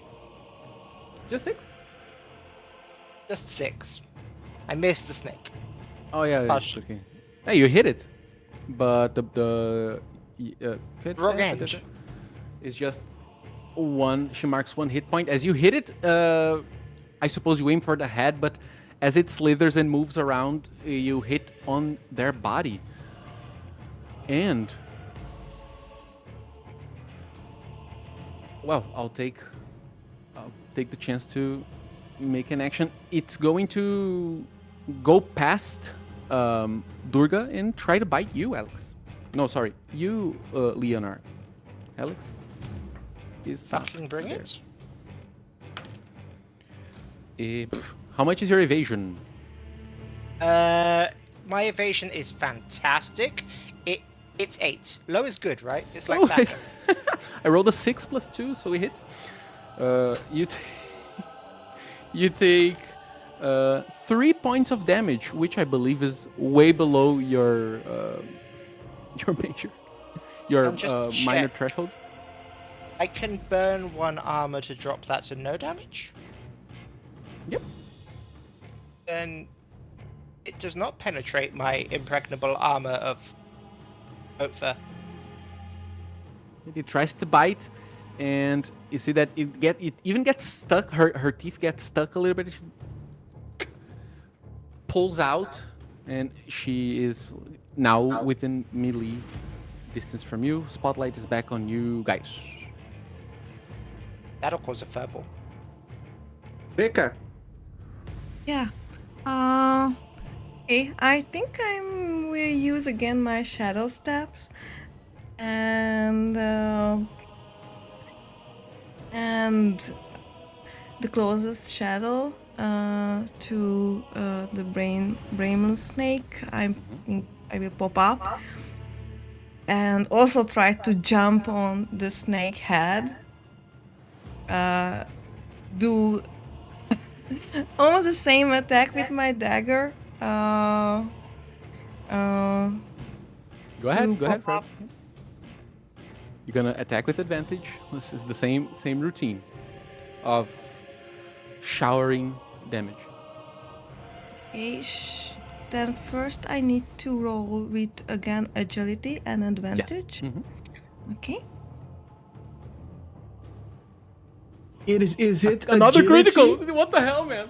Oh, okay, yeah, that's amazing. But I do think you roll with finesse, Rika. Is Yes. it? Depends on the weapon. But the daggers are finesse. Weapon. Yeah. But it's a critical though. Doesn't matter. It's a critical anyway. I am Yeah. not going to get to take the critical. with No, that no, for of another course roll. not. It's just changing the bonus. So yeah, it's even better in finesse actually. You would get more. So yeah. So if I'm not mistaken, it would be if you mark a stress, it will be 19 plus 1d8 plus 1d6. Damn. Jesus Christ. level 1. Are you gonna mark a stress? Okay. Yes, I did. Of course. So roll 1d8 and 1d. 1d6. Okay, 1d8 and 1d6. 29. That's 29 points of damage. Bruh, that is almost 3 times the severe damage threshold. So I will say that with this, because of like the massive amount of damage, you can describe how you unbramble the brambles, or you unsnake the bramble. You unbramble the, well, how you kill this monster. Okay. Then, as I said, I jump on to his head. I put my 2 dagger, one of the top of his hand, one of below his mouth. And as I am, the gravitation is pulling me down. With the daggers, I am kind of put off the snake. The miracle of multiplication. Now, what was 1 snake is 2 snakes. Yes. Whoa, the head is still in place. The daggers hit here, and then they separate the snake by the collar of the back and the belly. As Yes. Riz is going down, and the snake falls one piece to each side of this pink infernus, as the other creatures that are around, the tiny ones, are taken care of over the next few minutes, and you are in this moment left to tend to your wounds in this unexpected night. As you see in the horizon,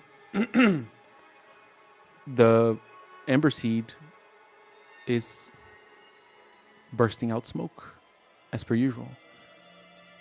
And when you look up, there is no sign of Luxar. Only the Umbra squids.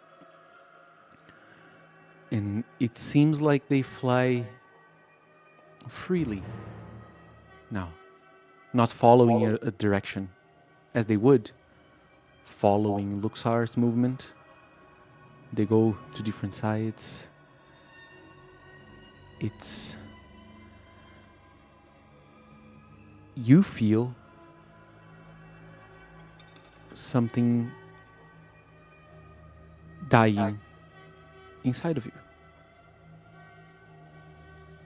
And as that cold sensation hits right in the middle of your chest, we're gonna end the first episode of the Tales of Yviria.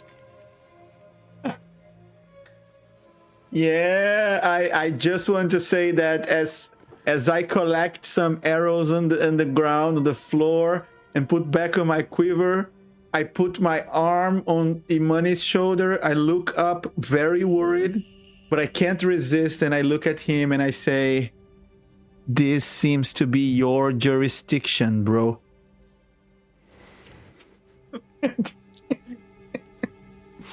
Do I get extra points if I kill one of those? Oh, I give you 2 points each if you kill one of those. Oh well. I hope. Let me change the song. Hold on, this music to something a bit less eerie. Yeah, guys, this is it for today.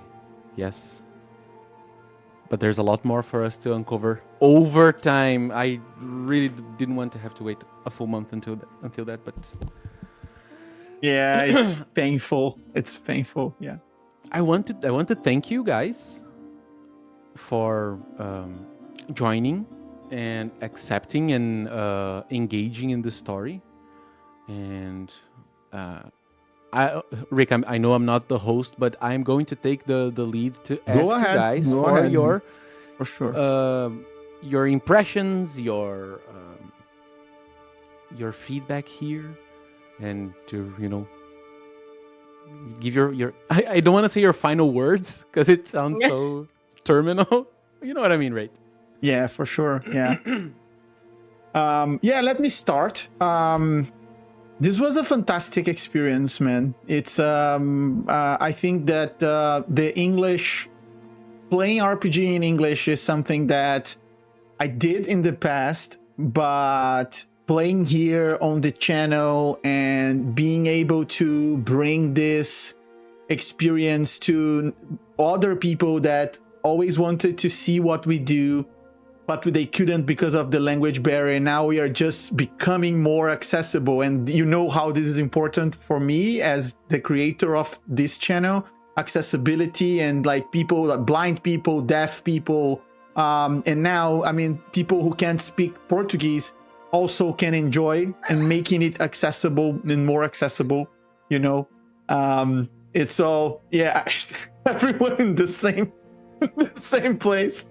But this was a fantastic experience. I think I'm impressed with the way that the world became so real with your description, and we read the document, and it is an amazing story. But I think you did an amazing job making it so natural for all of us, in a way, in a sense that when Luxor disappeared, I think we all felt the weird feeling inside of us. It's almost like we always lived here in Yviria. So this is a great achievement, and I think you get all the credits for that. I think the players are great. The characters are fantastic. I can't wait to have more interactions. I will give an extra kudos to Margot with Imani and the whole thing that we are just dancing in the same song, and I think it is fantastic to play like that.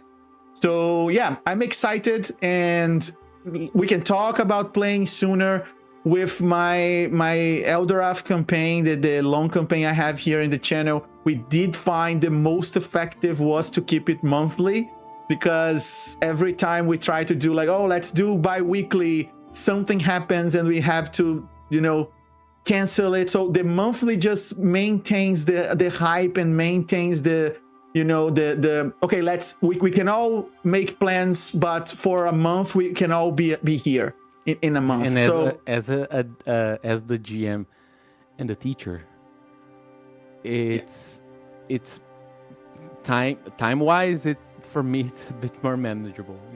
Yeah, and I was talking to the guys in the other table as well, that we all want to play like the next day after the campaign, after the adventure ends, because we are like super excited. But as the time goes by and the hype starts to go down, then you realize, fuck, I have another session in 2 weeks, but I have this party to go, So it's sad, but let's try to keep monthly. Next month, last weekend of the month, we'll be here in Yviria again with the same people. And this does not mean we can't play. Of course, we can have another like one shot in another system scenario. Alex, Reka, you can come and play live with us. This doesn't need to be the only English part, but yeah, just want to thank you, Ramalho, for the amazing first session. It was great, fantastic. The music, the images, everything worked really well. So yeah, thank you very much. And I guess it was your first time DMing Daggerheart, wasn't it? It was my first time DMing Daggerheart. It was my first time DMing in English on stream. It was my first time DMing for non-Brazilian people as well. First time in Ecos DMing. First time DMing here. I think I'm going to be on. I think I'm gonna have a hangover after this. Because of how many good chemicals were released in my brain during this afternoon. I am like Luxar in that image. I'm that high up in the sky out of happiness. I am.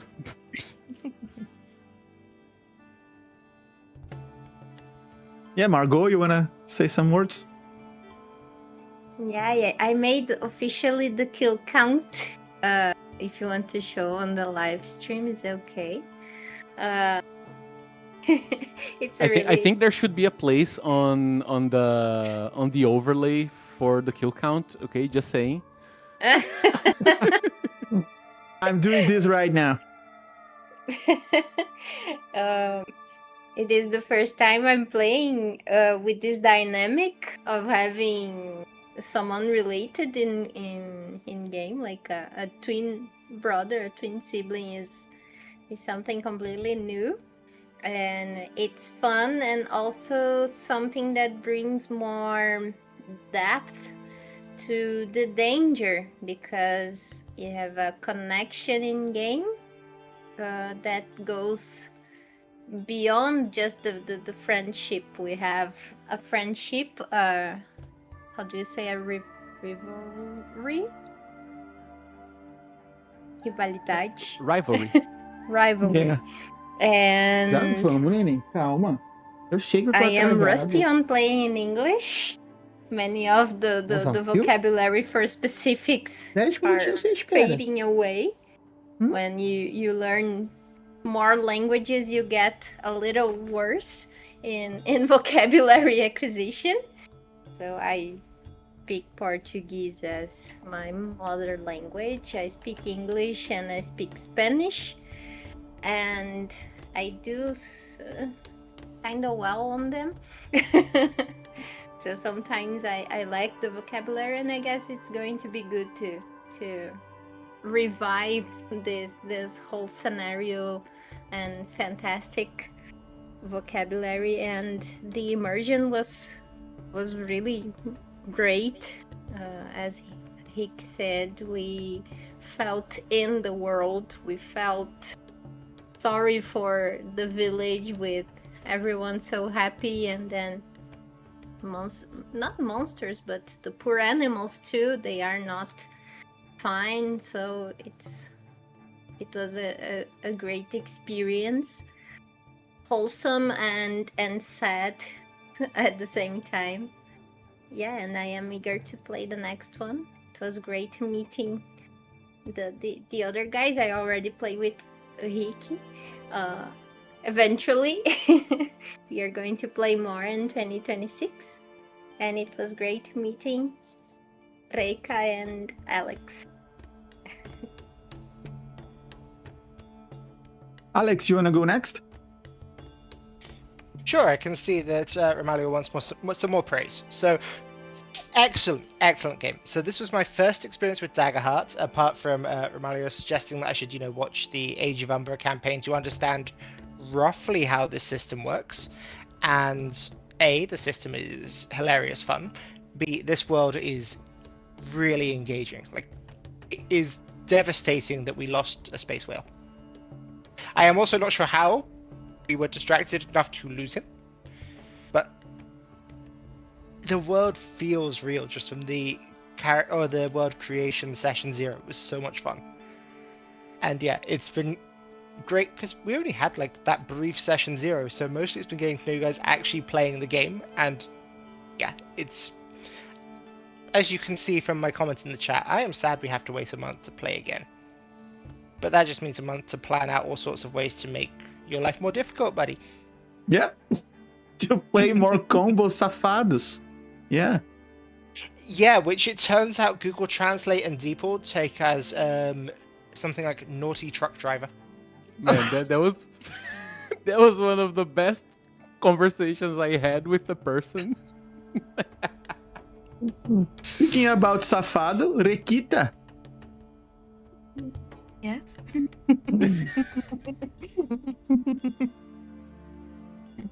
Yeah. How do you feel?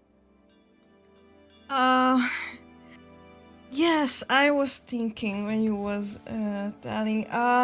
I can repeat, you guys. I really enjoyed the session. I'm really happy for this opportunity to play with you guys. It's really amazing. I'm smiling, and I think I smiled a lot. Yes, I totally lost. I'm not lost. How should I say? I was totally deep in the story. It's really amazing. I realize sometimes I'm zoned out because I was thinking how it looks as you described for us, and